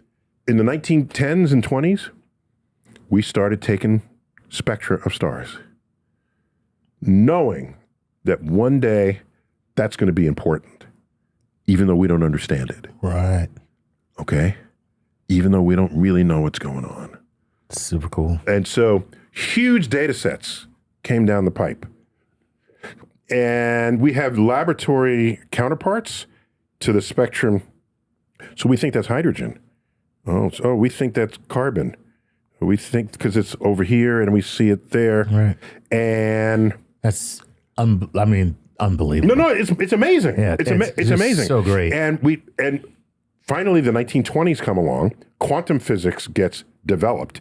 We understand the freaking atom, what electrons are doing, what they do to light, if white light passes through it, or any kind of light passes through it, and all the data we have been collecting and not understanding what the hell it was telling us became the foundations for our understanding of stellar evolution. And it's one of the great triumphs of 20th century astrophysics. Wow. Yeah, man. That is very, very cool. Mm-hmm. Okay. Alejandro from Washington State. What do you have? Washington State. He says, I'm a new Patreon member. Oh, nice. Well, welcome Thanks, to the buddy. I got to do my voice. Welcome to the universe. There you go. Oh, yeah. You've been officially birthed into our family, bro. And by the way, I think you do get a lower voice than me, but you don't sustain it. I can. You have that whiskey voice. That's why I can't sustain it. Oh. Because I'm drunk right now. He says, my question is, what are good ways to wrap your head around partial or even complete vacuums? For example, space. I am still trying to wrap my head around fans not working in space, and and I'm wondering. That's a weird thought. It is. Why don't fans work in space? And I'm wondering why these the rotor's spinning. Yeah, I can't. Oh, it's still hot. I don't understand how I'm hot and it's only like 3 degrees Kelvin in here. Anyway, he says, I'm wondering why these things work the way they do. What is the vacuum of space? I mean, that's a very weird, There's a deeper question there. Go ahead. And it's, what is nothing? What is nothing? Yeah. The best vacuum we've ever created was in the detector, was it? Of the Large Hadron Collider. Oh, cool. Because you don't want those particles hitting stuff they don't want them to hit. That's right. No, you got to suck everything out of there, man. And one of the problems is material. I did this when I was in college. I worked at Bell Labs for one summer, and we explored different vacuums because we were testing for superconducting materials, and you want a very sort of pristine environment for that. But anyhow, so we have a cavity, and you suck out all the gas until the pump can't pump out any more out. You say, that's pretty good. Here's what you do next. You heat the walls. They're gas particles that got stuck in the texture of the surface of the cavity. You heat the walls, they all jump out. You see the pressure go back up just by heating it. Then you suck that out. Now you cool it down, and then you have a way better vacuum than you otherwise would have. But still, the particles left over there. So we do okay with our vacuums. You leave our atmosphere very far between the planets. That's an even better vacuum. You go outside the solar system between the stars. That's an even better vacuum. You go outside the galaxy between the galaxies. That's an even better vacuum. And last I ran the numbers on that vacuum has one particle every cubic meter. That's correct. And you're one particle. Yeah, one particle per cubic meter. So leave your fan at home. That's the lesson here. But if you take away that particle, then what is that? Is there nothing there? No, there is still something there. The laws of physics are still there. If you want a place where there's nothing, shouldn't you be removing the laws of physics as well? Now we're talking like we're outside of Matrix stuff now. Well, all right, let me not even get there yet. That's not even a loading program anymore. Let's not even get there yet. Now there's no particles there. Okay. There is light passing through it. The cosmic microwave background visiting the region. Right. Okay. And there's something called virtual particles that popping in and out of existence. Quantum physics dictates this. And so there's a vacuum of no regular particles, but other stuff is happening. And through that volume is the fabric of space and time. So a real vacuum should have not only no particles, it should have no virtual particles. It should not even have a space-time continuum. And if it doesn't even have that, maybe that's how you get rid of the laws of physics. You took away the space-time. Maybe laws of physics are a part of space-time. So, yeah, this is kind of stuff you like over a beer, Yeah, but make sure it's a 0-calorie beer.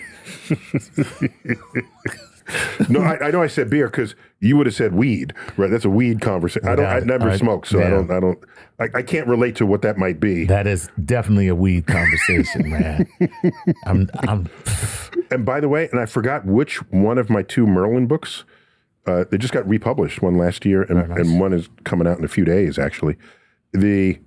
Someone asked Merlin Merlin was my pen name for a column that I wrote for like 10 years. Right. And the public asks questions. So I'm very comfortable in this Q&A environment, just in case, I don't know, you didn't know that. Well, we've been working together for a little while now, so I figured that out. You figured that out? So one of the questions was, what's the best vacuum? And so Merlin is my pen name, goes through all the various vacuums. Oh, really? Yeah, and how many particles per cubic meter, there's a lot, and then less and less and less. And so it's in there and very cleanly described. Very nice. Yeah. All right. That's all the time we have. All right. My gosh.